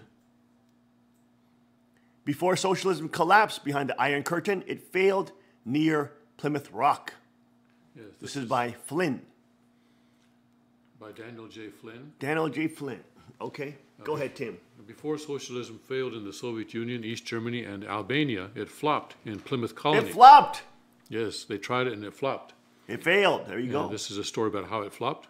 The Pilgrims encountered, according to the contemporaneous history, Mort's Relation, published in 1622, the greatest store of fowl that we ever saw: strawberries, corn, beans, clean water, sassafras, arable, stony soil, and a variety of timber shortly after landing at Plymouth Rock. Okay, stop right there. Look at this. The greatest store of fowl, that means like turkey, Turkeys and Or birds, yes. chicken, bird food. Okay. Yeah, more birds than they'd ever seen, and that is Now look at strawberries. this. When Look, they they have first landed. strawberries. When they first landed, yes. Look they at saw this. that. Corn. Look at this. Beans. Clean water. Look at this. Sassafras. Sassafras. Now, sassafras is a type of wild edible. In bushcraft, we all know it because it was also a medicinal herb. But it's where the flavor for root beer comes from. So you know that very unique root beer flavor? That comes from sassafras root. So if you ever taste sassafras root, and it's very easy to identify, but if you ever taste it, it tastes like root beer. But that's interesting. That may be something that's missing in the modern day Thanksgiving culinary format. Who knows? Maybe back in 1622, they were using sassafras in a lot of their foods. You see that? You may have seen it in Thanksgiving. On Thanksgiving, you may have seen sassafras. There you go. See, that's why it's easy to identify. It has, from the same stem, it has 3 different leaf patterns. That's not a good picture of one. Get another picture of sassafras identification. It has 3. Oh yeah, the one right below that. Right below that one. Right below. There you go, that one. See, look, in one stem, it has 3 different patterns. One looks like a mitten. One has 2 thumbs, right? So 3 lobes. And one looks like a regular leaf, okay? So that's an easy way to identify sassafras. And they have to have 3 distinctly different leaves on the same stem. And then when you trace that root down, and if you chew on that root, a delicious, aromatic, incredible root beer flavor comes out. That's where they get the flavor for root beer. So imagine if you added that root beer flavor into Thanksgiving stuff, that would change the whole palate. That would change the whole experience of Thanksgiving. Isn't that interesting? But in this, look at this, in this Mort's Relations document that was published in 1622, these were the various foods that they saw. They saw chicken, they saw fowl. Right. This is what they found when they first landed. This is what they found. They found strawberries, they found corn, they found beans, clean water. Look at that. And sassafras. Sassafras. Wow, they mentioned sassafras. That's interesting. In terms of a historical culinary history, this is interesting. There's a wonderful channel on YouTube that does 18th century things. A lot of the Pathfinder guys in survival are into 18th century long hunter, more primitive camping. This guy is not a bushcrafter, but he's an expert in the history of 18th century cooking. Go to YouTube and look up Jazz, Jas, Townsend and Son. Very nice fellow, real professional production. And they literally, like, I guess they have reenactment. They like live in a place where, you know, kids can come and actually experience the 18th century. What do they call those? History parks or something like that? History Park field sounds trips. good. Yeah, history field trips. And I think he runs and operates one of those. There he is. There's John Townsend right there.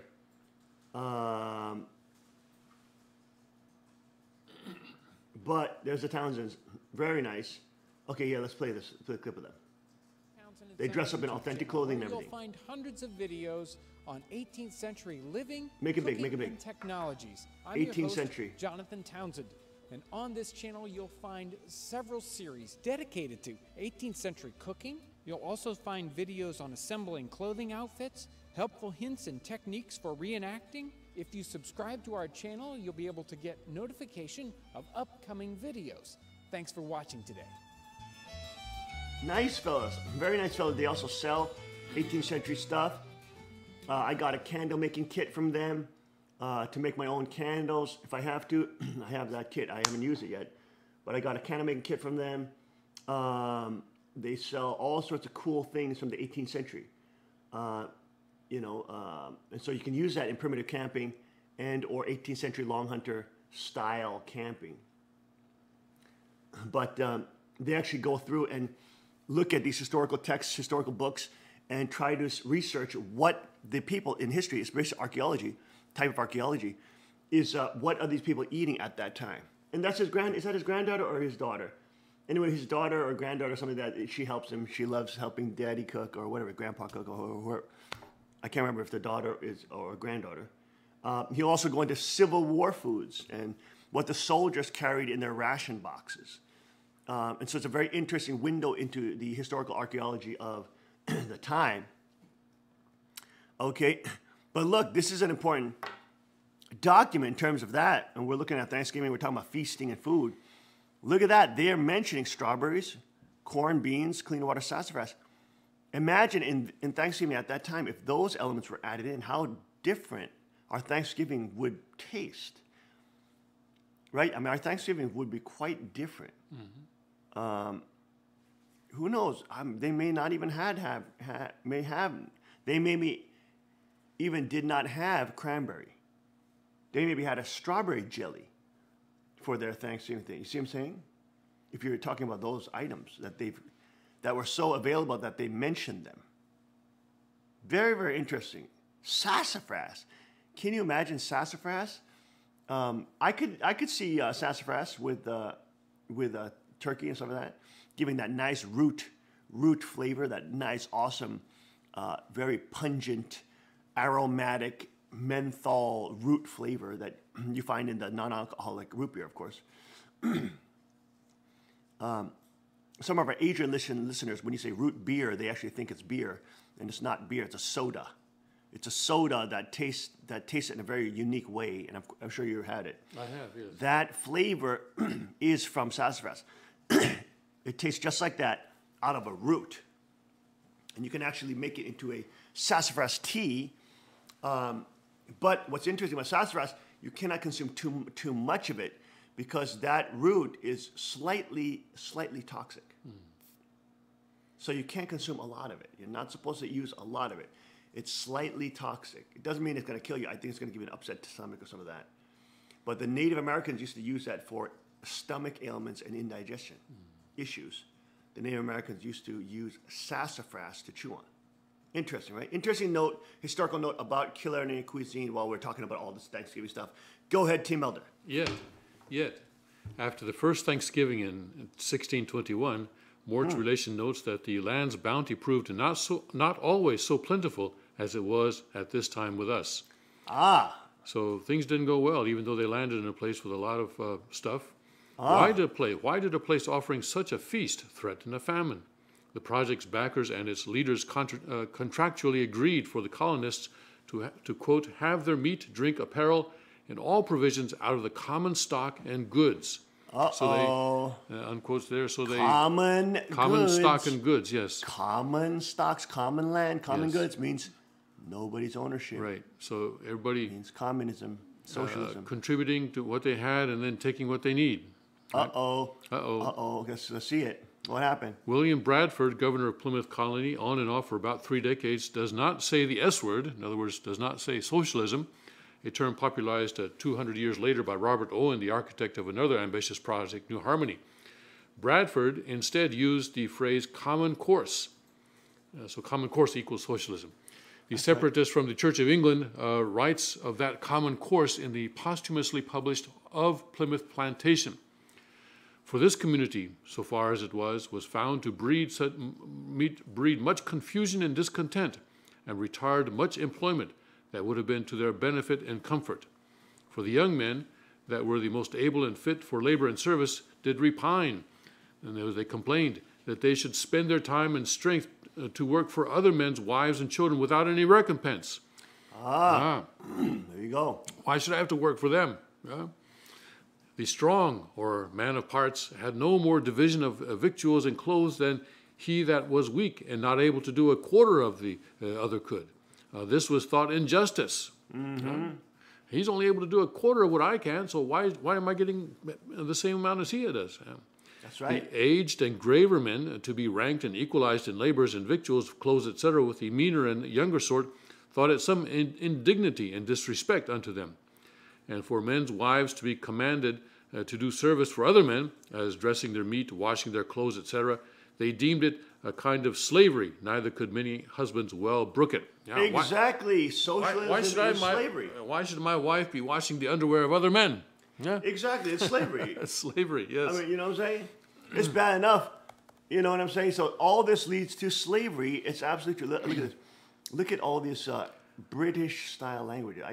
Well, it's a 17th century. I don't know if it's so called Elizabethan, but yeah, it's a kind of Shakespearean language. Yes, it's a little bit later than Shakespeare.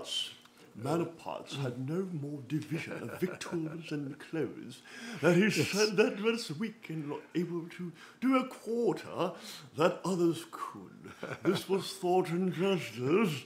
The aged and graver men to be ranked and equalized in labors and victuals, clothes, etc., with a meaner and younger sort, thought it some indignity and disrespect unto them.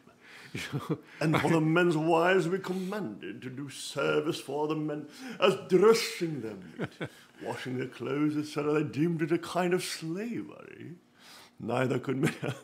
It sounds more hilarious with the British, doesn't it? You know, I once had a translation job in the British House of Parliament, and during a break, a man came up to me and said, you know, it'd sound a lot better if you would translate it in a British accent.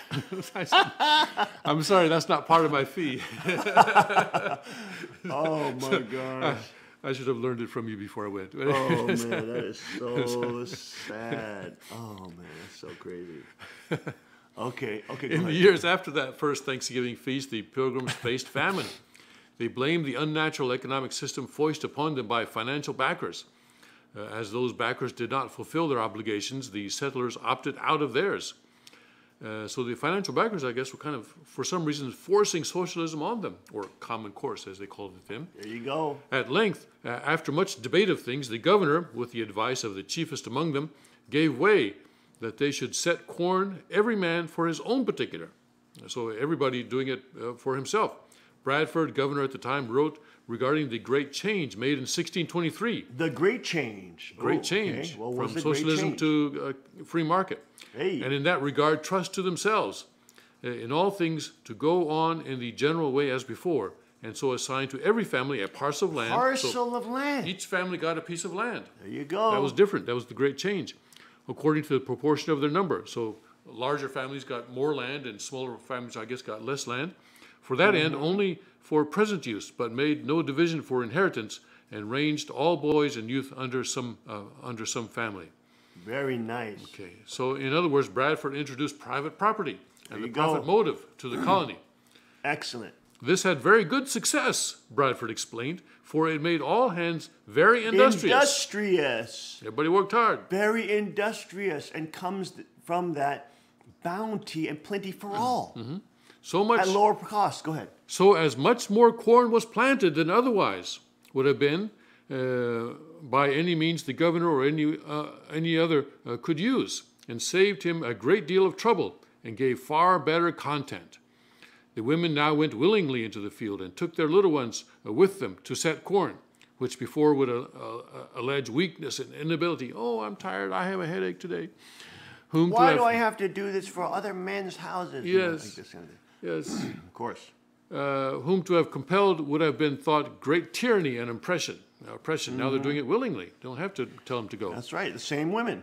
If the 19th century descendants of Pilgrims and Puritans in the new colony could repeat at Brook Farm, Fruitlands, Hopedale, and elsewhere the 17th century mistakes made by settlers in the old colony, then those are socialist colonies experiments during the 19th century old colony, then one begins to see how the 20th and 21st century people in far-off lands could too. Some ideas prove so seductive that even painful experience cannot dissuade.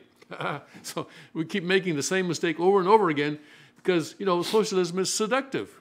That's right. And that's why in Cheongguk, the seduction of socialism cannot take root. Yes, Go that's ahead. right. The experience that was had in this common course and condition, Bradford concluded, tried sundry years, and that amongst godly and sober men may well evince the vanity of that conceit of Plato's and other ancients applauded by some of later times, that the taking away of property and bringing in community into a commonwealth would make them happy and flourishing, as if they were wiser than God. Wow. Okay, so you see in that beautiful article, very well written article, that the colonists before 1623 were doing socialism. They were, quote, sharing everything. It's a feel good. When they sold it, I'm sure all the girls there, oh, yes, feels good. Then they get it implemented, and now they're freaking slaves. They're like, crap, I don't like this. I don't like this. And we get it. Look, micro-socialism can work on the family level. And we know women's brains are hardwired towards socialism because, microevolutionarily speaking, they're built so that they can care for the young and help them to, to be hyper-focused and be anxious so that the young child, which is vulnerable at that age, will be able to survive the different vicissitudes. Men are not as anxious about the kids, they know they're not going to die if they skip a meal. They know, what I'm saying? They don't fuss out about that. But girls do. And you girls are built like that because that helps your children survive, okay? Now, of course, if that turns into nagging your husband and children, that's going to drive them nuts. But that's a whole different story. Okay, well, that's another thing. But men don't pay attention to those things as much because, microevolutionarily speaking, men are hunting. They're out there hunting, gathering. They're out there chasing animals, trying to kill things, things like that. So socialism emotionally appeals to women. That's why every socialist dictator must get women to vote. Once you get the women vote, you get a huge population of socialists voting. Because women basically operate their home like a socialist model. And it's at that family level where you're saying to your kids, share with your brother, share with your sister. Hey, don't be so selfish. Those things are fine at the family level. Because you're talking about an internal microcosm. But that's not, once you expand that beyond the family level and start forcing other families to do stuff, now you are infringing. You are now then creating hell on earth. See, it's very interesting. It's a very fine line. When you do it in your family and you tell kids to share and don't be this, that, that is okay. But of course, even as they get older, if you're doing that to them as they get older, they're creating income and you're saying you have to share, give it all to daddy or give it all to mommy and then I'll distribute it back to you. Your kids won't like that. They'll rebel. So maybe when your kids are very young, they'll take that. And okay, it's not bad because you're trying to teach them charity and stuff like that. But if you only stay in that realm, and that's why women tend to vote socialist or Democrat or leftist lunatic or communist 2 times more than men. 2 times. You girls are wired to want socialism 2 times more than men. Right? And that's why politically, if the women are not informed, they will screw up a democracy because they will vote for socialism. They will destroy a democracy. Yes, you women will destroy a democracy if you are not educated on the dangers of socialism. And of course, that's why George Soros, public schools, federal bureaucracies, the leftist lunatics want you not to be educated about these things because then you will vote for them and the maintenance of a larger centralized state in which they can steal, coerce, and do criminal activity more easily. Even though you're not part of that criminal activity, they're working on your emotional heartstrings of just a mom and your natural instinct to say, hey, why don't we, children, you should share. That's a good thing. That's nothing bad with that. The problem is when you transfer that to political governance, then you got a huge problem. That's why George Soros, for example, put so much money into women's studies, put so much money into different things like that, because he knew every communist dictator knows they need to get the women's vote. Now, in Chaniguk, women can vote, but you're going to be voting with men, but you're going to be voting for your local congressman. The population, general population, will not vote for the president. The president will not be elected by the common population, where in which media can buy off, mainstream media can buy off huge media companies that can then hit the population with tons of propaganda. That's not possible in Chaniguk. And it's only a group of 2,100 people that will vote for each congressman. You have tons of congressmen, which will then balance each other out. And of course, you're held accountable to a very small portion of people. You see? So in Chaniguk, the Satanists cannot exploit women's natural tendencies to be on the family level more socialist, to then implant that for their own predatory benefit to centralize state, do more coercion, do more criminal activity, steal, rob, the working man, etc. You name it, you know how it works. On the King's Report, I'm talking, ranting about the King's Report, ranting about that all the dang time. Okay, now, girls who are conservative and or married vote more like men. They vote more like men. They vote more conservative. Did you know that? Married women vote more conservatively. Now, unmarried girls, 2 times, this is Gallup poll, by the way, 2 times more likely, 200% increase in voting socialist. Can you believe it? I'm sorry, 100% increase. 100% increase compared to men. 2 times more, they vote socialist. Okay? So, of course, women being involved in the rod of iron training and people military training is so important. So important. So important. Because you learn conservative values. It doesn't mean you'll become, you're going to always have to vote Republican. No, but you learn conservative values. You learn, for example, working hard. You learn tribulation builds character, right? You learn earn your stripes, right? Nobody can give it to you. Nobody can give skill or technique to you. Nobody can give you stuff to get to your level. You're taught it, you're given, obviously you're given to it by your master, but then you have to train it and you have to work for it. You have to earn it, right? So girls learn that principle. Girls also learn emotionalism doesn't help and crying doesn't help solve problems, right? Because they just want to, many times girls just want to talk about something and just cry it out or just talk it out. That doesn't help solve problems. If you're getting caught in arm bars all the time, it doesn't help just by expressing how painful you feel when you get caught in an arm bar all the time. No, what helps is learning how to get out of the damn arm bar. You see what I'm saying? You see what I'm saying? Talking about your emotions, waste of time. So when girls train, people that's training, they learn how to get over emotionalism, at least at higher and higher degrees. And the more higher level you become, the higher level you can become at getting over emotionalism. Okay? You learn all these principles that are built on self-reliance, ability to defend yourself by yourself, right? That's self-reliance.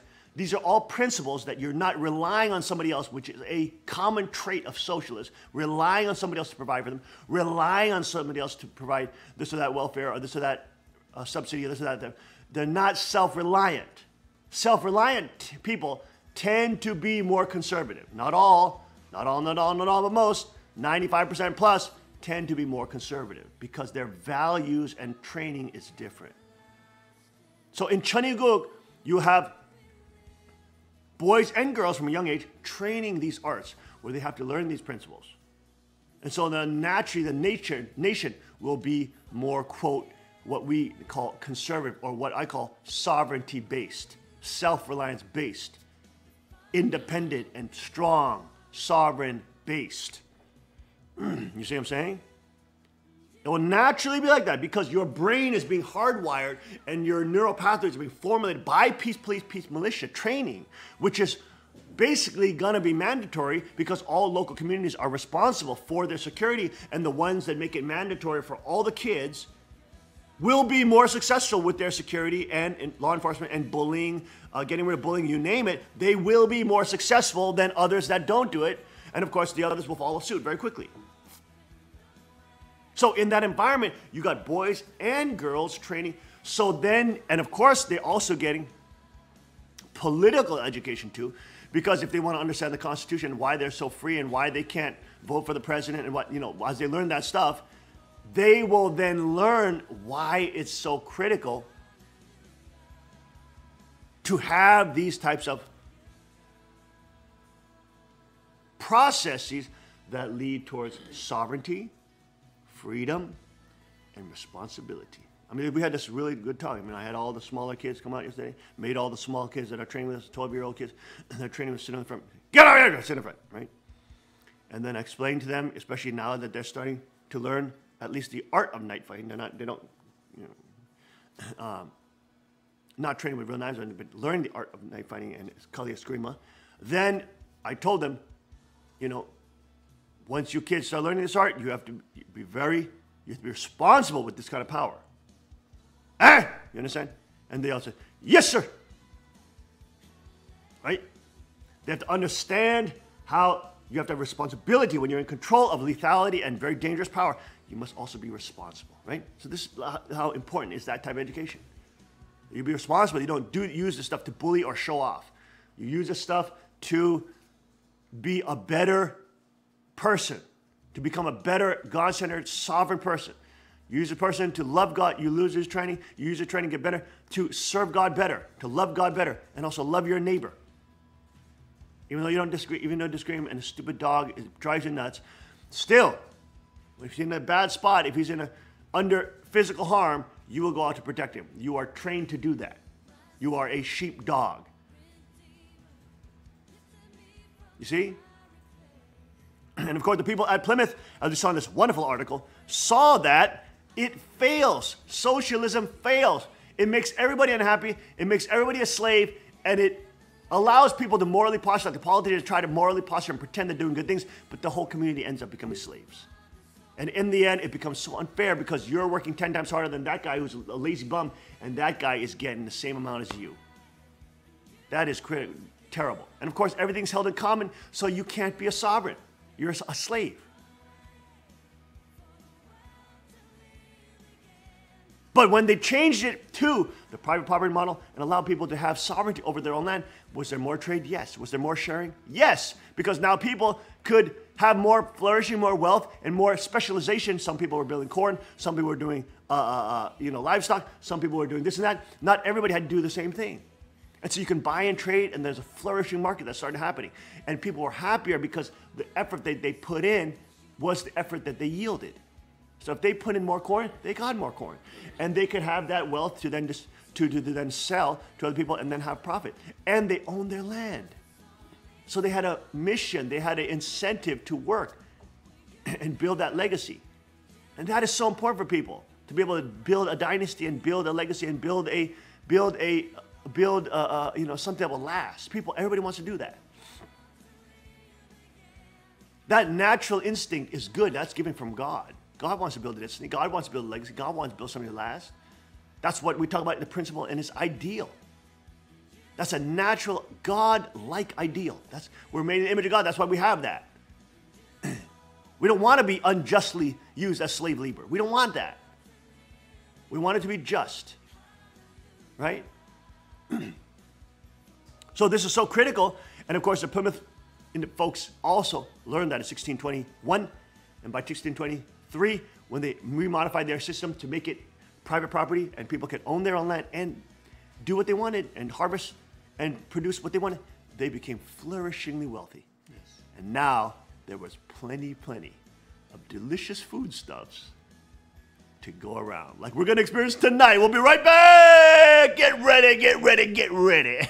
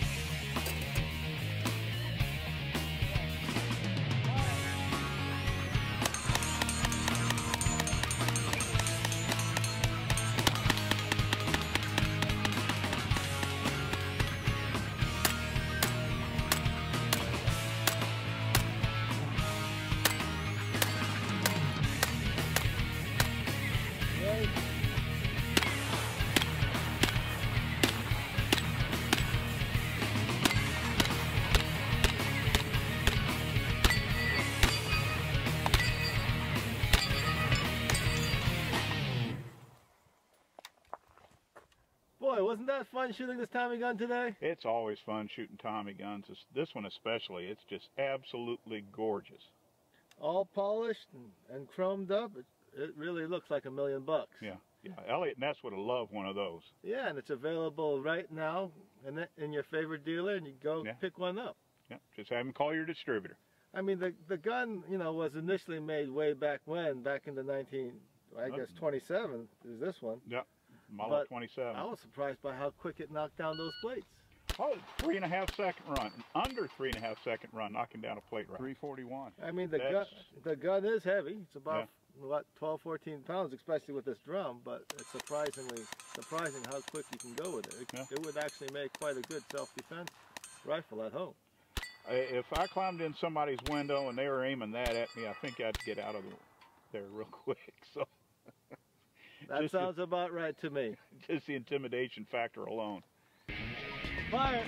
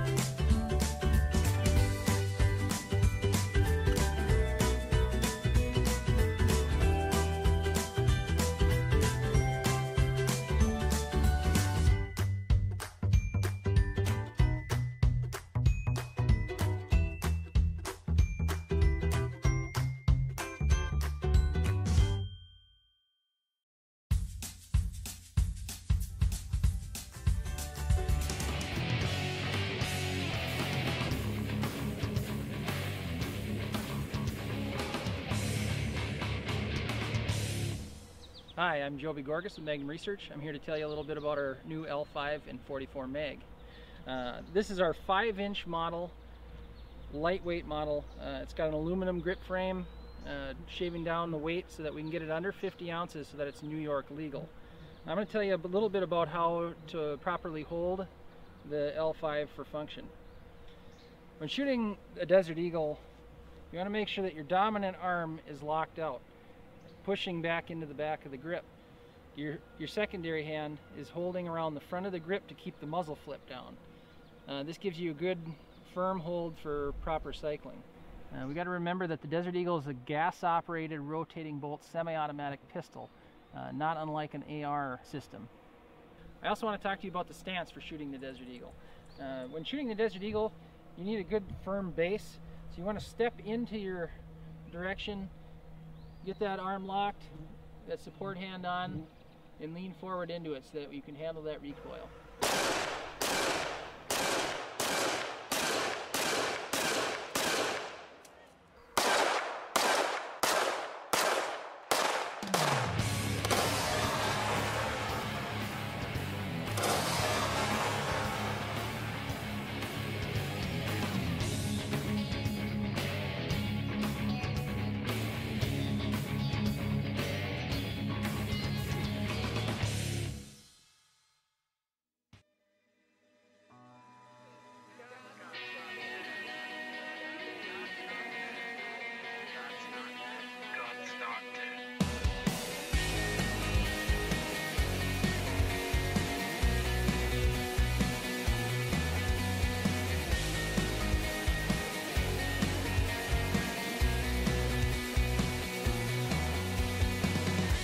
Let love explode and bring the dead to life. A love so bold to see a revolution somehow.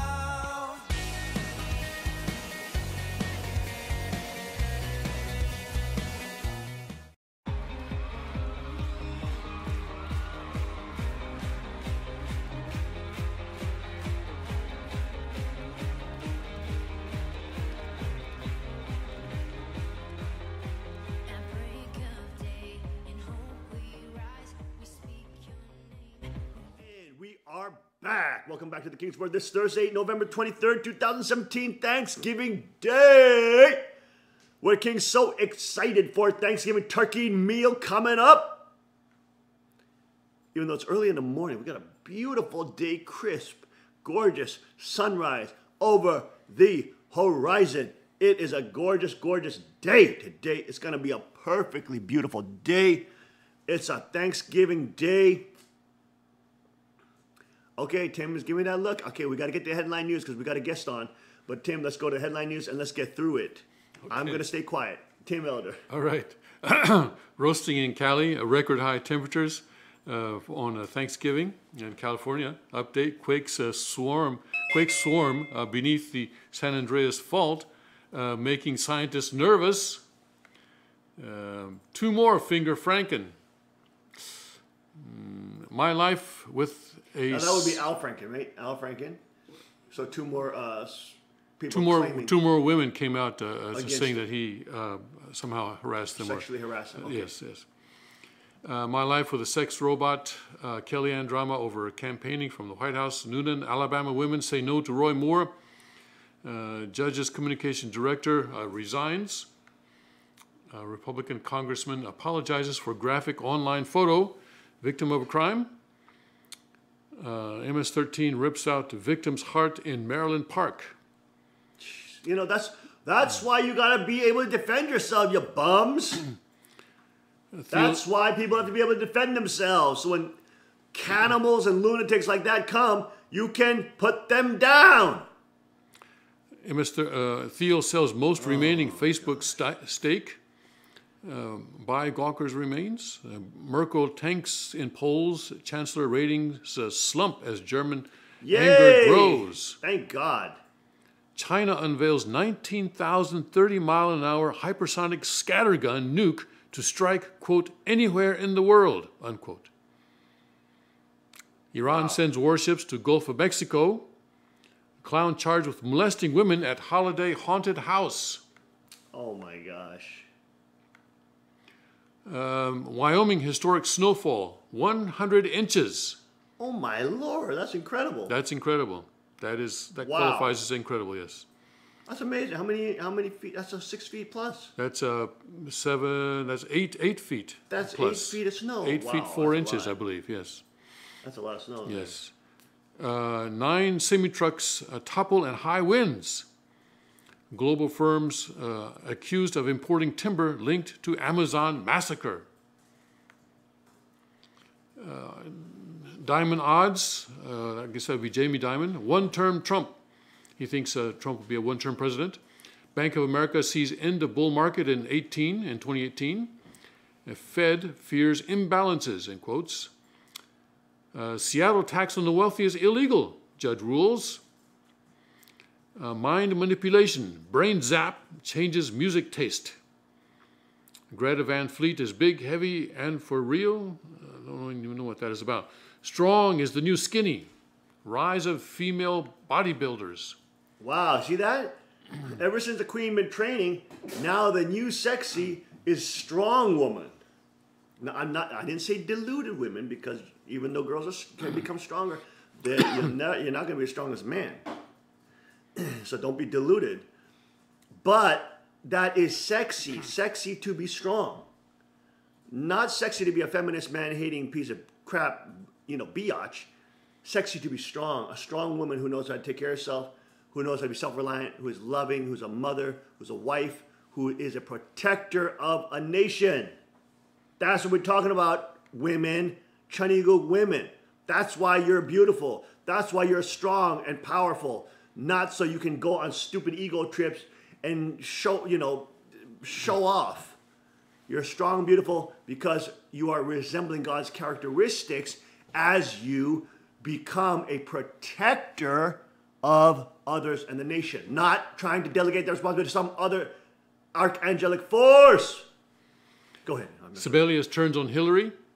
A wave of Hollywood sex assault claims sends LAPD into uncharted territory. I guess they're pretty busy. Oh, Beverly Hills investigating Good. 12 allegations. Good. New York Times torn on whether to fire Thrush. That would be the White House reporter that was accused of sex harassment. Companies taking cautious approach to holiday parties. CBS, more Rose women. Maid intern watch movie sex scene. Vice employees brace for new stories. Pressure mounts to unmask Capitol Hill harassers. Yay, I want to know. Wow, that's good. Conyers attorney hints at allegations against many members of Congress. Wow, what Whoa. about creepy Joe Biden? That's Yes. what the New York Times and Wall Street Journal call him.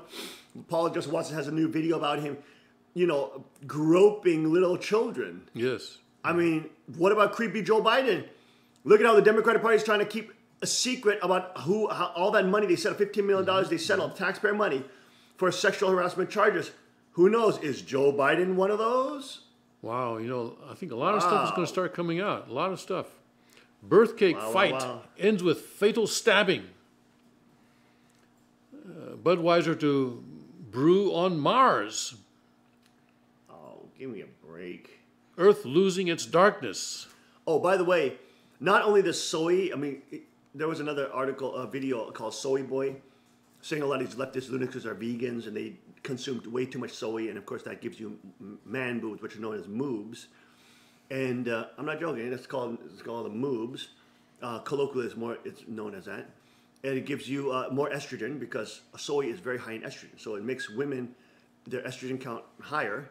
And obviously men who eat tons of soy, vegans who eat their primary protein through soy, are going to be very high in estrogen, almost double the estrogen and almost half the testosterone of normal men. So if you're just consuming soy, Paul Joseph Watson made a video saying that a lot of these leftist lunatics who are men seem to be on soy. They're always praising the values of soy. They're vegan and all this kind of stuff. And they tend to lean left because they're packed with so much estrogen. So they're not thinking with testosterone. They're not thinking as a man who is ready to fight. They're thinking as have somebody else do this for me. more like a woman, or somebody please defend me, and not thinking with that testosterone conquering mentality, which of course everybody knows men have a conquering type of instinct to want to conquer and to destroy evil when it's channeled in a good way. When it's channeled in a bad way, it can be bad too. But in any case, not only soy, okay. Oh, but you know what has more estrogen than soy? What? Beer. Beer. Beer creates more estrogen in your body than soy, and soy creates a ton of estrogen. Reduces testosterone, and when men lose testosterone, their sperm count goes down, their bone density goes down, they become more unhealthy, their immune function goes down. Men need high testosterone, so you have to eating food that makes your testosterone higher, not lower. Soy is a very dangerous thing for men to eat a lot of. You can eat a little bit. I mean, Asian people eat a little bit, but you don't want to make that the primary source of your diet and get moobs. You know what I'm saying? You want pectoral muscles. You know what I'm saying? You want that nice chiseled, sexy chest. You know that your wife can, just feel that rock solid chest. You know what I'm saying? Okay. Our guest is already waiting for us. Okay. So let's get through the headlines if we can. But look, beer. Okay, beer adds estrogen, reduces testosterone. Guess what? Obesity and high fat content also is correlated with high estrogen. Okay, so if you have sedentary, sedentary, and you're obese, you will have less testosterone. You will have higher estrogen. So those things are all things to watch out for. Watch out for those. I'm sorry. Go ahead, Tim. Paper says American mercenaries are torturing Saudi elite, rounded up by new crown prince. Prince Al-Walid hung upside down to send a message. Wow. Trade-off of more social freedom, no political dissent. NFL ratings slump, getting worse. The Great Escape, a train malfunction causes nightmare at Denver airport. New TSA screening rolled out on busiest day of year? Oh my gosh. Question mark. Manafort flight records show deeper Kremlin ties than previously known. Update, French bank closes. Far-right accounts, abortion rates, historic low. Police prostitution ring run out of senior living facility. Oh my gosh. Mom faces felony after placing recorder in kid's backpack to catch bullying, someone who was bullying her child. All right, that's the headlines. Let me tell you something which will bully-proof a child. It's called Brazilian Jiu-Jitsu, MMA, and combat arts, and peace military training. That will bully-proof your child. Okay? We'll be right back after a short break with our special guest. Stay with us, folks.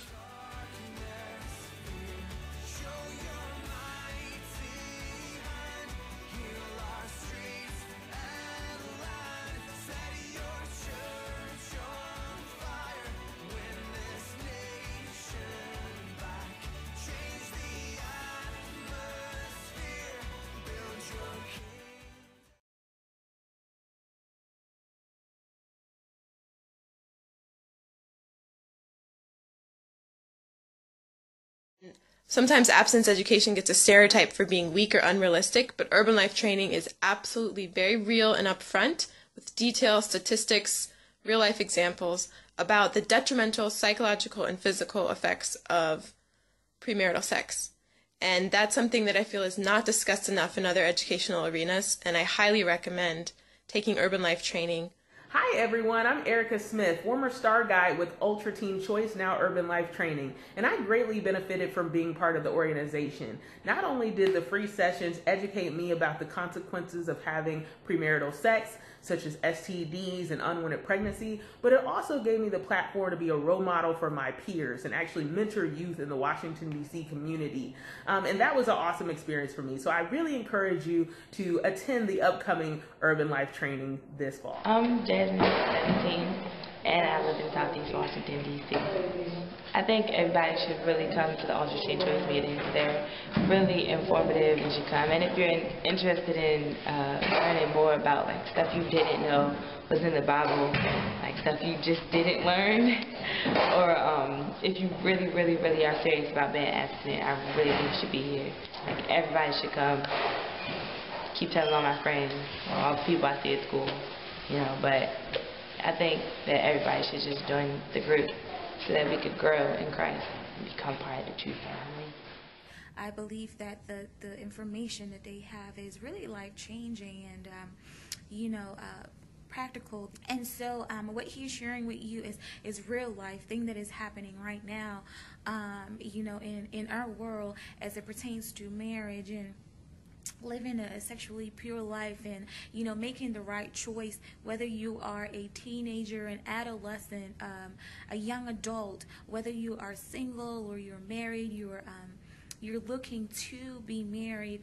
Those are some things that I believe this training will bring to light to you. And so I encourage you to seek him out and seek the program out, and I'm pretty sure that your life won't be the same. Hi, this is Richard Urban, co-founder of Urban Life Training. This conference provides a practical and scriptural framework for the teaching of sexual abstinence in preparation for marriage. This is arguably the most important topic in today's world.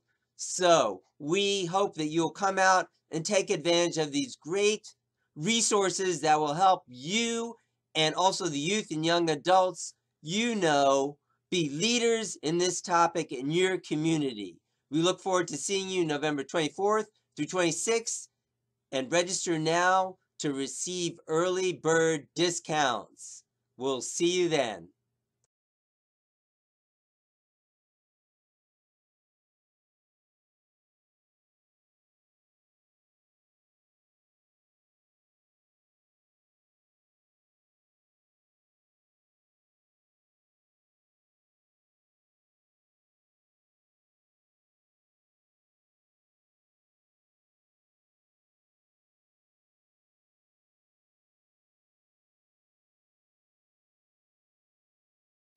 Sometimes abstinence education gets a stereotype for being weak or unrealistic, but urban life training And love explode and bring the dead to life. A love so bold to bring a revolution somehow. No, I'm lost in your freedom. And this world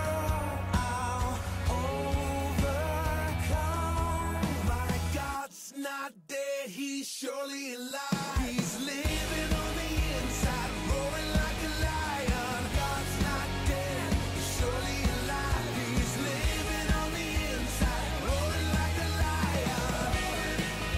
He's roaring like a lion. Let hope arise and make the darkness hide. Faith is dead, I need a resurrection somehow. No, I'm lost in your freedom. And this world I'll overcome. My God's not dead, he's surely alive. He's living on the inside, roaring like a lion. God's not dead, surely alive. He's living on the inside, roaring like a lion. He's roaring like a lion. He's roaring. Let heaven roar and fire fall. Come shake the ground with the sound of revival. Let heaven roar and fire fall. Come shake the ground with the sound of revival. Let heaven roar and fire fall. Come shake the ground with the sound of revival. God's not dead, he's surely alive. He's living on the inside, roaring like a lion. God's not dead, he's surely alive. He's living on the inside, roaring like a lion. God's not dead, he's surely alive. He's living on the inside, roaring like a lion. God's not dead,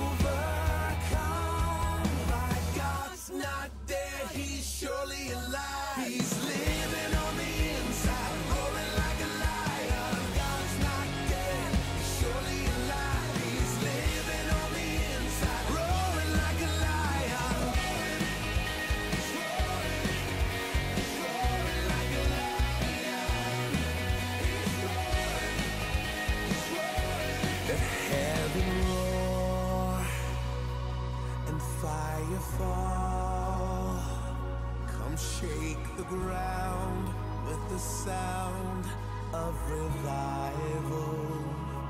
Let heaven roar and fire fall. Come shake the ground with the sound of revival. Let heaven roar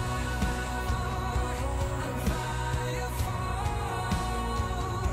Come shake the ground with the sound of revival.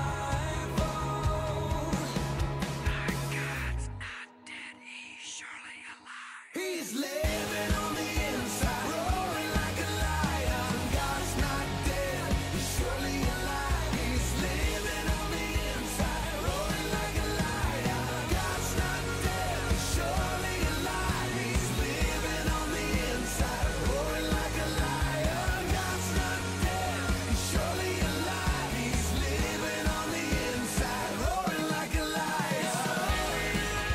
He's roaring, he's roaring like a lion. He's roaring, he's roaring, he's roaring, he's roaring like a lion, roaring like a lion.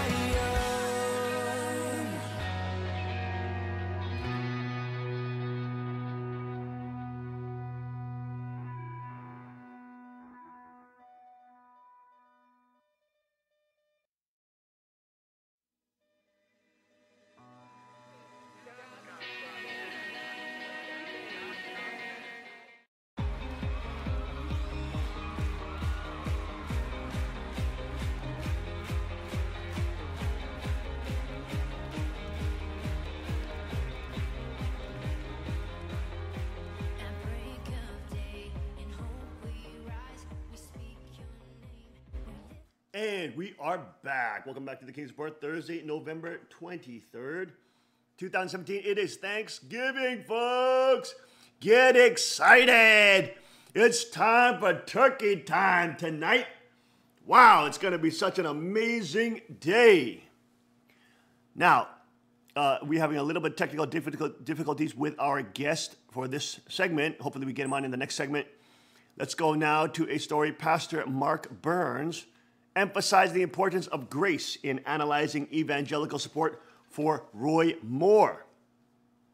Wednesday on CNN's International Amanpour, Mark Burns, pastor of Harvest Praise and Worship Center in Anderson, South Carolina, discussed evangelicals' continued support for Alabama Republican U.S. Senate candidate Roy Moore. Excuse me. Burns said, well, first, thanks for having me on in reference to Moore. I think it's important that you have to understand Christians in America understand grace. Christians truly understand that the Word of God, it works even for people that you dislike. It works even for people that you wouldn't vote for. The Word of God, either it works or it does not work. And most, if not all, evangelical Christians understand that the power of grace is important. We cannot say Roy Moore, I personally cannot say Roy Moore is innocent, but I also cannot say he's guilty. So what do I have as a Christian to use to decide whether or not we should still support this person? Is he really a child molester? Is he really someone that is preying after young women, or is this a character assassination? The only way that we can really know is listening to the people that are closest to him, those that do know him, those that have witnessed him over 40 years of service, public service within the great state of Alabama. He continued to speak. Well, I can only speak from the perspective of a pastor and a student of the gospel of Jesus Christ. The Bible makes it very clear that, as a professor said, we all have sinned and fallen short of the glory of God. And when I stated earlier that morality isn't the only qualification for leadership, that doesn't mean that morality isn't important. It is extremely important. But also understand that you have to have experience. You have to have faith. You have to have wisdom to go along with morality. And morality was the only qualification that we used to judge whether or not our leaders are qualified to lead. Then none of us would qualify to lead because we all have skeletons in our closets. He had well, you know, Moore, the gentleman who made that comment about some of the women 14-year-old girls getting what they deserve, that is not my opinion. Our church is a church that worships Jesus, and we're the same church that serves the Jesus that looked to the woman who was accused of adultery and said, you without sin cast first stone, women go sin no more.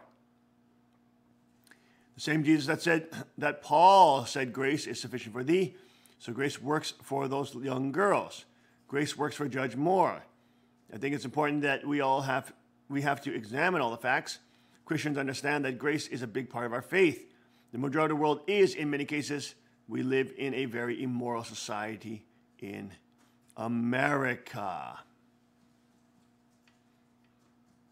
And there you go. Let's look at some of the headlines on Breitbart.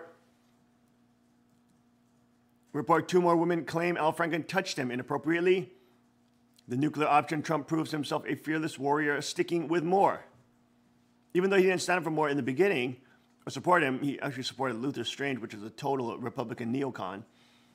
Thank goodness the president is now following or supporting Roy Moore. If it comes out that Roy Moore actually did these things and he has a day in court and all this kind of thing, then of course he should step down. But if these are just allegations and people are innocent to proven guilty, so any of the Hollywood stuff, all this stuff, everybody needs their day in court.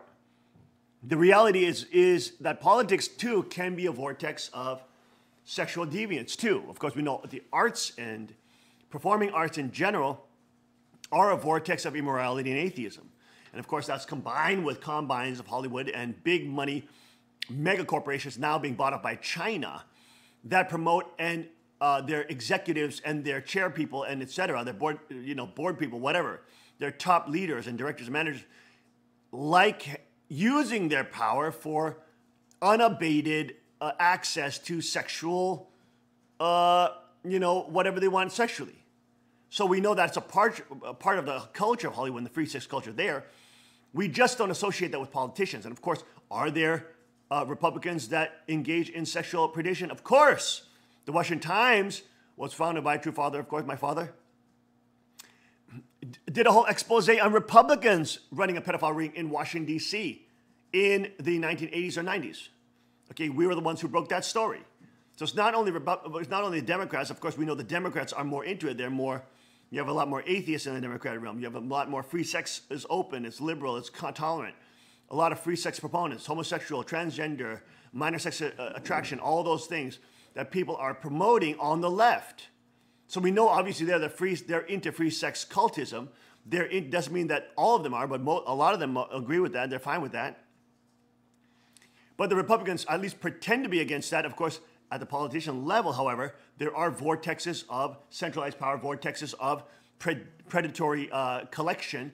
And so thus you'll have people who want to get into power there so they can get sexual access to sexual resources. Oh, yes, that is different forms of deviant forms of sexuality. Yes, Mr. Moore, I hear you.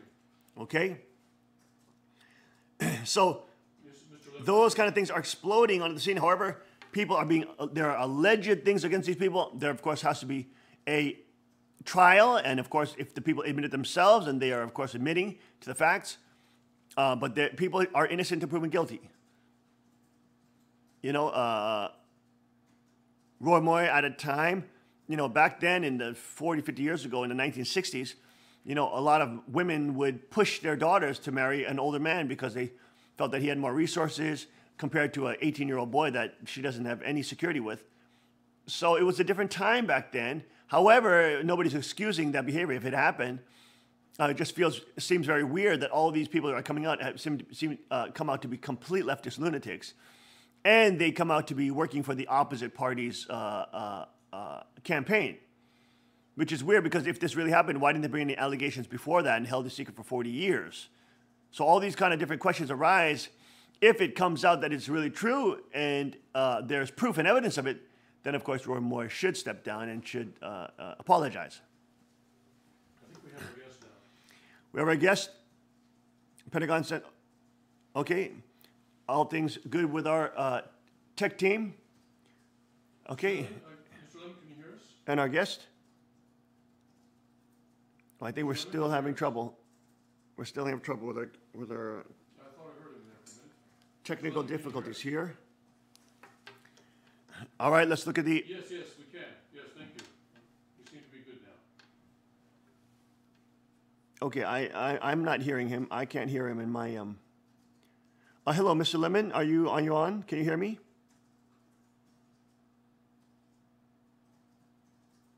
No, he can't hear me. Okay, we'll deal with this during the break. Pentagon sends 100,000 pounds of turkey to troops overseas for Thanksgiving. Philly mayor says Trump is a bully and a punk. Well, you're a punk, you little Philly mayor punk. 101-year-old Holocaust survivor celebrates her birthday with a workout. Wow, isn't that amazing? With a workout. What an amazing woman. That's fantastic. Mueller probing Kushner's contacts with foreign officials. Give me a break. MS-13 gang beheaded, stabbed victim 100 times, cut out his heart. Wow, just total vicious demons. That's why people need to be armed and people need to be able to defend themselves. Alabama poll Roy Moore leads Democrat Judge Doug Jones by 6 points again. Nolte in defense of CNN's Dylan Byers, Thanksgiving table setter. Tax cuts for the whole family. Hey! Video, woman hunter on horseback viciously whips anti-hunting activist. Wow. GOP rep on Moore, if that 14-year-old was my daughter, I'd break his face. New book burners, college student declares Steve Martin's King Tut racist. Watch a swarm of hornets attack exterminator, breaking massive nest in family's shed. GQ magazine urges readers to trash Thanksgiving for Trump voters. Okay, so be careful on this day. You may get some wacky lunatics trying to do some insano stuff. We'll be right back after the short break, hopefully with our guest. More after this. Stay with us.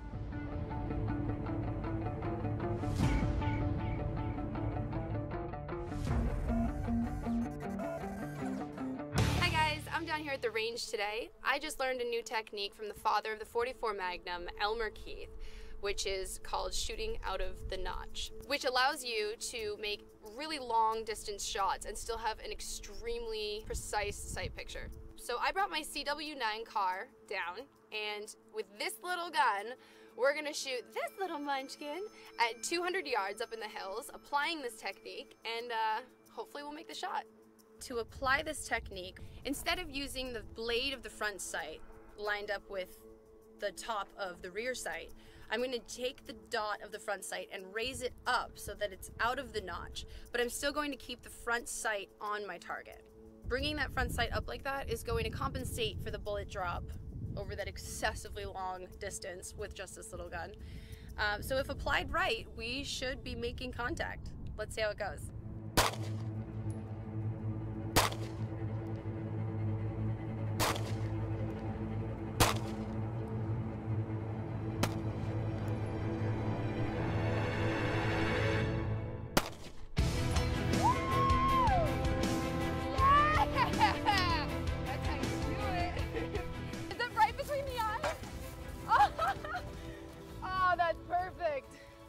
This shot, so I'm a little bit out of breath because you gotta run to make sure that is what I thought it was, and it was.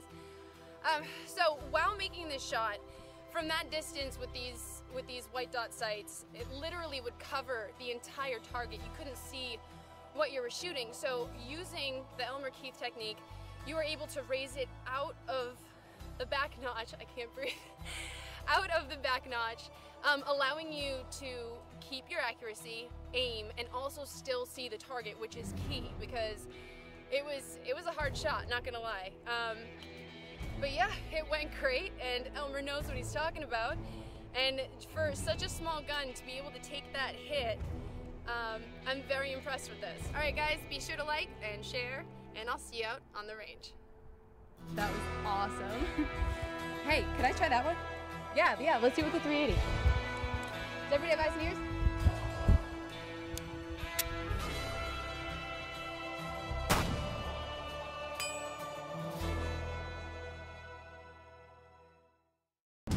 Car Arms, Magnum Research, and Auto Ordnance. The Car Firearms Group.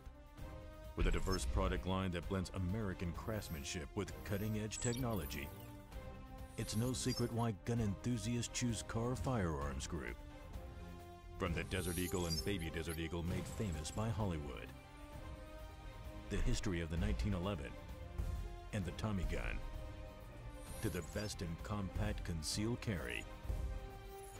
Carr Firearms Group is not only the first name in personal defense, it's a name that has earned the respect of gun enthusiasts around the world. Concealment, innovative technology, value, accuracy, and history. Carr Firearms Group. Made in the USA. Visit carr.com today.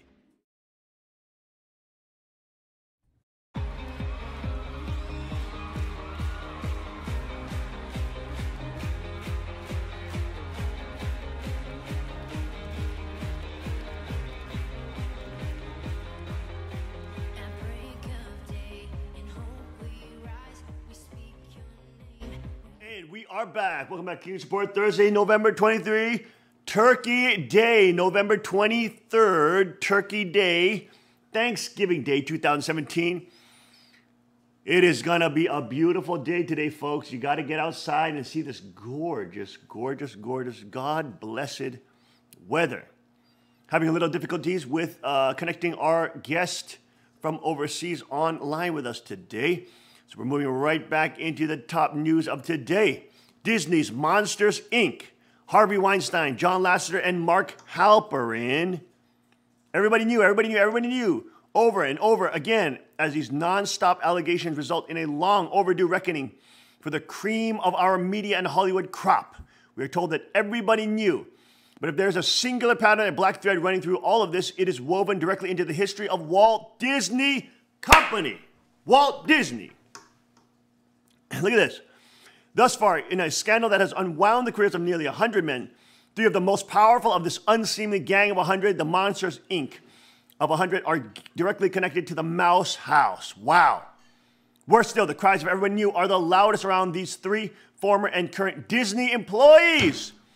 Wow, Weinstein, Disney employee. This unbelievably powerful trio of alleged abusers who reportedly preyed on women for years in their own monstrous kingdom, who are almost certainly going to go into the history books with the word disgrace attached to their names. They're all Disney people. Look at this. This is Disney. This is, quote, Disney that you all, the parents, are trusting, letting their kids see the videos. They're housing places of predation that are running this business as Monsters, Inc. There you go. I'm getting a little jammed up here. I got 2 computers on the table here. The Walt Disney Co. is corporate leviathan with tentacles that go well beyond its theme park, studio, and merchandising machinery. Between 1993 and 2005, Disney owned Miramax, while Harvey Weinstein ran it and thrived and even made millions, potentially raping many, many young girls, underage girls, as a pedophile. Between 1996 and 2006, Disney owned ABC News, while Mark Halperin's influence and power exploded. Since 2006, John Lasseter has been top executive at Disney and chief creator officer at Pixar, which is also owned by Disney. Weinstein's alleged crime and the fact that there were no secret within the media and entertainment industries has already been well documented. Worth repeating, though, is that the news that Weinstein settled 8 sexual harassment suits that we know of, and the most infamous one so far, the alleged rape of Rose McGowan, occurred in 1997, smack dab in the middle of Weinstein's Disney's era. So these are not only alleged, he actually settled on these rape allegations, 8 of them. So he's like a Bill Clinton. Okay? And these girls, many of them are underage. According to the latest reporting on Mark Halperin, all of his alleged sexual misconduct, which involves around 10 women who claim they're victims of everything from harassment to unwanted touching to being shoved to watching Halperin masturbate under his desk, happened while he was at ABC News. Excuse me, and once again, we are being told that this was an open secret at ABC Disney. Finally, there is John Lasseter, who puts himself on a 6-month leave of absence Tuesday in the wake of a number of allegations of harassment and sexual misconduct, according to Variety. For decades, there was a whisper campaign at the Disney-owned company about Lasseter's alleged predations. Many former female Pixar employees said there was a classic whisper network at the animation company where young women were advised to keep their distance from the co-founder. Another former employee told Variety that she was cautioned about Lasseter soon after she started working there in the late 90s. Just be warned, he likes to hug the pretty girls. She said she was told he might try to kiss you on the mouth. Another former employee said that after Pixar grew out of its Point Richmond office and moved to Emeraldville in 2000, that sort of behavior became more brazen. She said he would walk up to women in the office and kiss them on the lips. She said she also heard from coworkers who told her that they had to hide from Lassiter at rap parties. Whatever they mean by rap parties. She said she never reported these issues because the systems were not in place to address the problem. According to the Hollywood Reporter, Lassiter was known by company insiders for grabbing, kissing, making comments about physical attributes. It gets worse. A longtime insider said he saw a woman seated next to Lassiter in a meeting that occurred more than 15 years ago. She was bent over and had her arm across his thigh, he says. The best I can describe it is a defensive posture. John had his hand on her knee, though moving around. After the encounter, this person asked the woman about what he had seen. She said it was unfortunate for her to wear a skirt that day, and if she didn't have her hand on her own right leg, his hand would have traveled. The same source said he once noticed an oddly cropped photo of Lassiter standing between two women at a company function. When he mentioned that to a colleague, he was told, "We had to crop it. Do you know where his hands were?" No one in the elite media is going to go after Disney or connect the dots or demand some accountability from a company that for years employed and apparently enabled and empowered three men who had allegedly and systematically for years treated subordinate women in ways that range from wholly unacceptable to unspeakable. Disney will be protected for two reasons. One, Disney is a left-wing company. All these Christians showing their children left-wing propaganda with stupid Disney videos. You people are ridiculously idiotic. You are letting the devil educate and indoctrinate your children in the guise of animation. You stupid idiots. Wake up. This is a propaganda indoctrination media outlet owned by Disney, ABC, you name it. Number two, Disney's Rupert Murdoch, its chairman and CEO, is Bob Iger, a longtime Democrat who raised money for Hillary Clinton's presidential campaign, resigned from a Trump advisory council after the president pulled out of the Paris Climate Agreement, and who is now registered as independent, a move many see as the first in 2020 bid to unseat Trump. No, Disney will be enabled and protected because, as we have seen over the last 8 weeks, America's beautiful people within Harvey Wood and the mainstream media come in only three packages. One, those who abuse women. Two, those who enable those who abuse women. Three, and the victims of one and two. Well, they're not only abusing women. The Marty Weiss, for example, that pedophile, was abusing young boys. The media will work overtime to smother any inconvenient Disney truths, so this might be the only route to full corporate transparency and accountability. Hat trip to Variety for the Monsters, Inc. headline. Now look at this. In other Disney news, look at this. Disney cartoon, another Disney, look at this. Disney cartoon teaches children being a princess is a state of mind. They're trying to indoctrinate your children with transgenderism and the disease of being gender confused or gender dysphoria. Trying to pretend that it's not a mental disease and that your gender can be chosen by emotional feelings. Are you kidding me? There's something called biology. And these people are just ridiculous. Disney XD cartoon, Star versus the Forces of Evil, hopes to impart what it apparently believes to be an important lesson for children. Boys can be princesses too if they want to be. It's such an important lesson we need to teach the boys.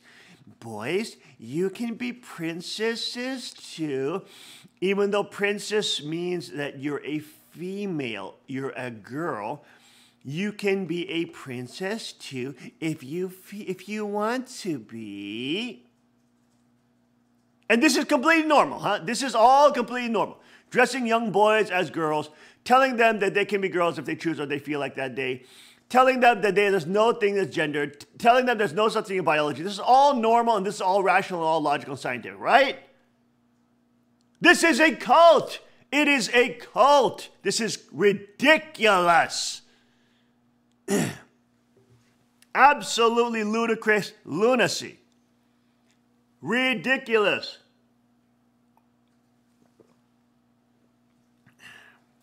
In a recent episode of the television series featuring lead character Marco Diaz, voiced by Adam MacArthur, disguised himself as Princess Turdina in an effort to save a group of students at the Reform School for Princesses from the villainous principal Miss Hillary Clinton Haynes. But all does not go according to plan, and then really describes the scene. On a recent episode of Star vs. Force for Evil, the character of Marco Diaz disguised himself as Princess Turdina, blah, blah, blah, blah, blah. Marco is about to reveal his truth to the students when Miss Haynes storms in and outs him herself, pulling down his shirt to reveal a strand of chest hair. But the other princess stand by Marco's side. After Marco reveals himself to be a boy, he gets support from female students at the princess school.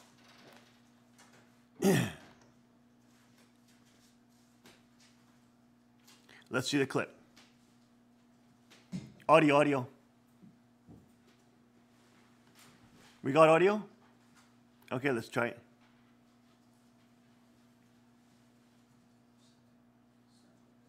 No audio?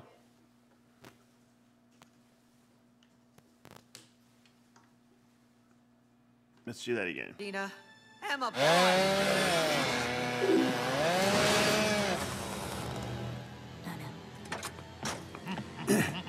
Young brain-dead children get mesmerized when they see cartoons. When they see cartoons, they do not, their amygdala function turns off and their logical function turns off and they become indoctrinated.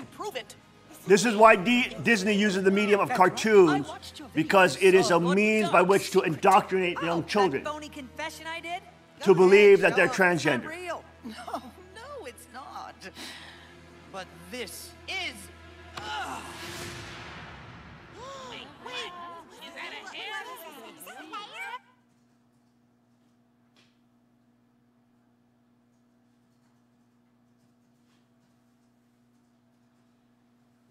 All right, we're having some technical difficulties here.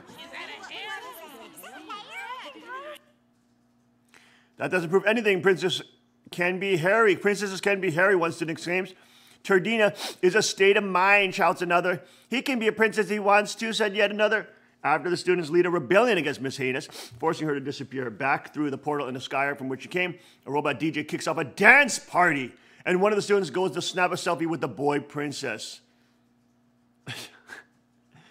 This is ridiculous. There's a reason why there's boys and girls schools, because there's something called biology, you dumb lunatics. My gosh, this is ridiculous. Starverse, for this video, headed by showrunner Darren Nefsey, broke ground in progressive television in March of this year when the cartoon featured same-sex couples kissing, marking the first gay kisses on television for a Disney cartoon. There you go. Disney is indoctrinating your children to be transgender, to be homosexual, to be, without them even knowing, thinking this is normal behavior, and this is normal sexual behavior. And man and woman is bad, boy and girl is bad, husband and wife is bad, marriage is bad, having children is bad. Just be a bestiality person. Just be a transgender person who thinks you're a man, and then the next day he thinks you're a woman. Just be a homosexual. Just be a minor attraction syndrome and have sex with children and do pedophilia. This is the type of behavior they think is normal? This is ridiculous. How, excuse me, how is it that in the DSM, the newly published Diagnostic Certificate of Manual for Mental Illness, how do they put in minor attraction syndrome, pedophilia, trying to say pedophilia is not a crime, but it is a disease, and we have to have compassion for those who have this disease? Which has been the same way they did this same systematic technique and tactic for introducing the homosexual political agenda and the transgender political agenda. And of course, these are not just for sexual rights. These are political agendas pushed by the left to promote centralized power and federal bureaucracies dictating and coercing people to accept this as normal behavior. And if you speak out against this, you can be tried for hate crimes and hate speech in Europe and the UK, and they want to make America like that, so you don't even have a First Amendment where you can speak out against this and say this is crazy and I don't agree with it. If you don't agree with it, they will not only want to censor you, they want to punish you using the power of the state and the force coercion of government. So that you actually can be put in prison in, for example, what is it, Switzerland or the UK? You can be put in prison for hate speech, which means anything that the establishment doesn't like. This is absolutely ridiculous. And then they want to hypersexualize your children at 5 years old, having transgender drag queen parades with men covering their genitals in glitter, walking around naked with 8-year-old children, rubbing their butts in their faces, doing pole dances, strip dances, walking around naked with children. What the hell are you talking about? You think this is normal behavior? This is the signs of a decadent Sodom and Gomorrah going to hell. It's ridiculous. This is not normal behavior. What is normal is man and woman. That's biological, okay? That is actual biology. XYXX chromosome. Man and woman in a committed marriage, covenant, honorable, loyal, practicing fidelity, practicing a wonderful sex life and sexuality in the domain of marriage, where it's supposed to be and where it's intended to be, because that's the domain that also will produce sexuality, produces children. That's the reason why there's sex to begin with, so reproduction can happen. And the domain of the safest area for children is the family, which God has ordained husband and wife, man and woman, so that there is a father in the home and raise the children with his wife. And the children have the benefit of both the father and the mother. And of course, the father being the most important sociological statistical unit that has the most impact on children's potential future crime rates, education rates, income levels, deviance, incarceration rates, you name it, the father is critical. That's why all of these movements are trying to eradicate the father, feminize men, not allow them to embrace their testosterone and masculinity. Everything that's masculine is called toxic. That's because they're toxic. Good things are toxic to evil. And Disney, there you go, again with the monster sex rapist pedophiles, Weinstein, Lassinger, and all these people that are molesting, groping, and kissing women on the mouth and just assaulting them. These are the people that are not only protected by Disney, but able to rise and prosper through Disney, who then produces videos using the format of, quote, art and entertainment and animation to lure in children against the will of their parents in a subterfuge military-style propaganda campaign to brainwash them and give them gender dysphoria and make them hypersexualized at a young age so that they think they can say, I'm a princess, and have dance parties in which that is associated with all sorts of sexual deviance and free sex culture. STDs, AIDS, sexually transmitted diseases, all sorts of nasties that come in with the free sex culture, let alone all the emotional damage, let alone all the broken hearts, let alone all the destructive relationships, let alone all the mutually exploitative practices, all those kind of terrible things which destroy a human person and make them degrade into an animal. Where in which marriage, a covenant before God, binds them to a higher purpose, a celestial purpose, a divine purpose, a powerful unit that creates the best place for a child to prosper and become powerful, and a future king and queen that will stand up against Satan.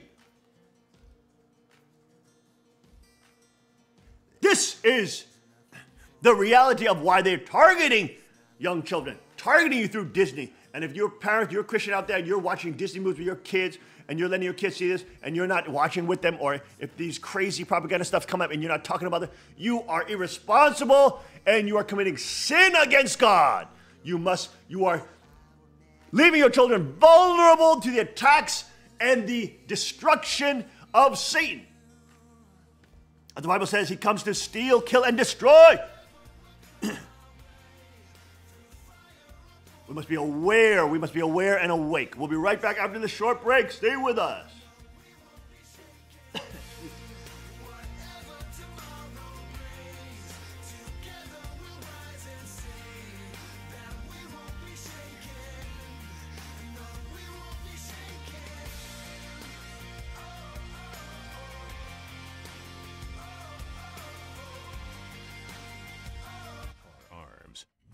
Magnum Research, and Auto Ordnance.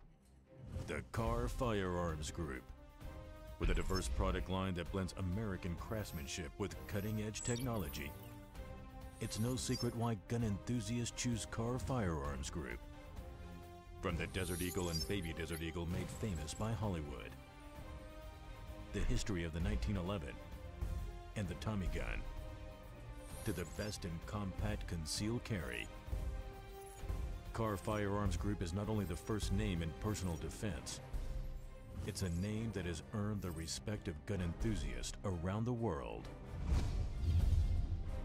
Concealment, innovative technology, value, accuracy, and history. Car Firearms Group. Made in the USA. Visit car.com today. Car Arms.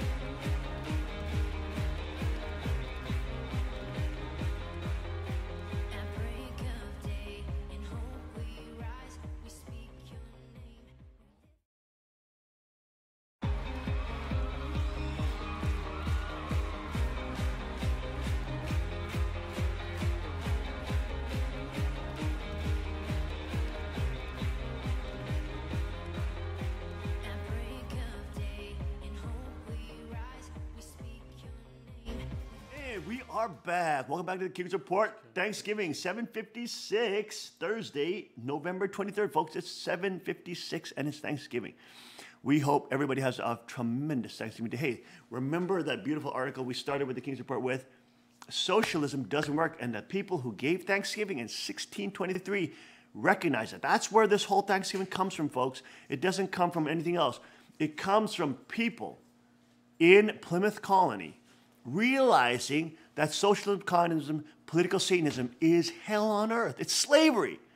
As you saw, the actual quotes from that actual document from 1623. William Bradford, the mayor of the colony in Plymouth, writing about the things of that era in 1621, where they were talking about all their plenty was disappearing. Why? Because they were holding things in common. Why? Because it was unjust. Younger men had to do all the work for the older men. More industrious men had to do the work for the lazy men. And then they were being paid the same. They got the same victuals and the food and the clothing, etc. Remember that? But when people were when they switched that, because they had so much famine now that was happening, people were dying. I read in other articles, huge percentages of the population were dying off during the winters.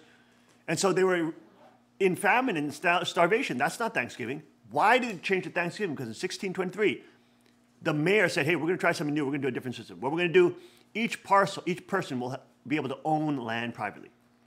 And they'll be able to do and harvest what they want on that land and produce what they want. And what happened?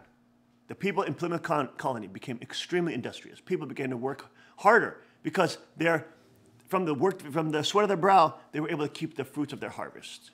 Okay? And as they did that, they became more successful. They produced a lot more bounty. And then trade started happening. They became wealthy. And then prosperity came to come in. Why is that? When the archangel leaves out of the way and we can be free to actualize our talents, obviously we should give all glory to God, because if we don't, we become hedonistic and then it leads to collapse and destruction. And of course, there's always a pattern of human cycles. So that's why the Chinese Constitution, God brings his law, so that we, using our inadequacies in our human cycles, don't fall into that trap again by the temptations of the devil.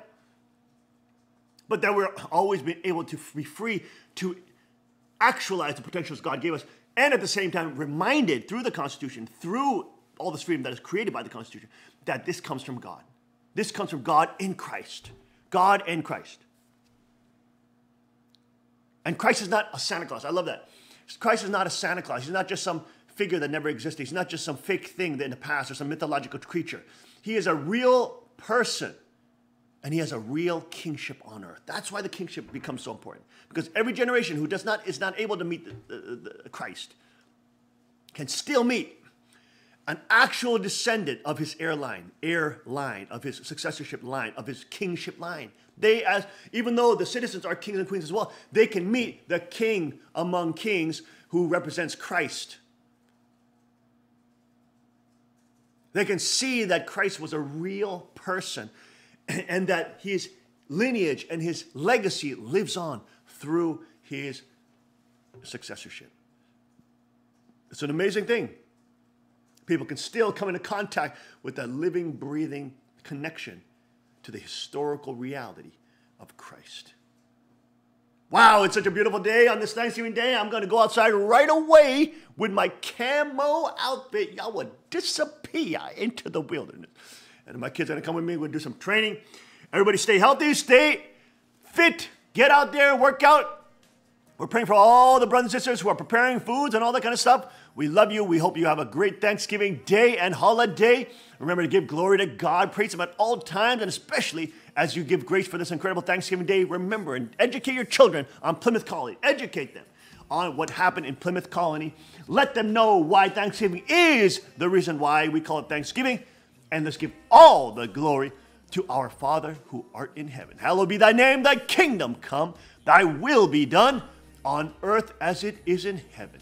Give us today our daily bread and forgive us our debts, our sins, as we forgive the debts and sins, trespasses that other people did against us. And lead us not into temptation, but deliver us from evil. For thine is the kingdom, the power, and the glory forever and ever. Amen. And adieu. We'll see you back tomorrow, 5 a.m. sharp on the King's Report. God bless, Godspeed, and may his kingdom come. Happy Thanksgiving!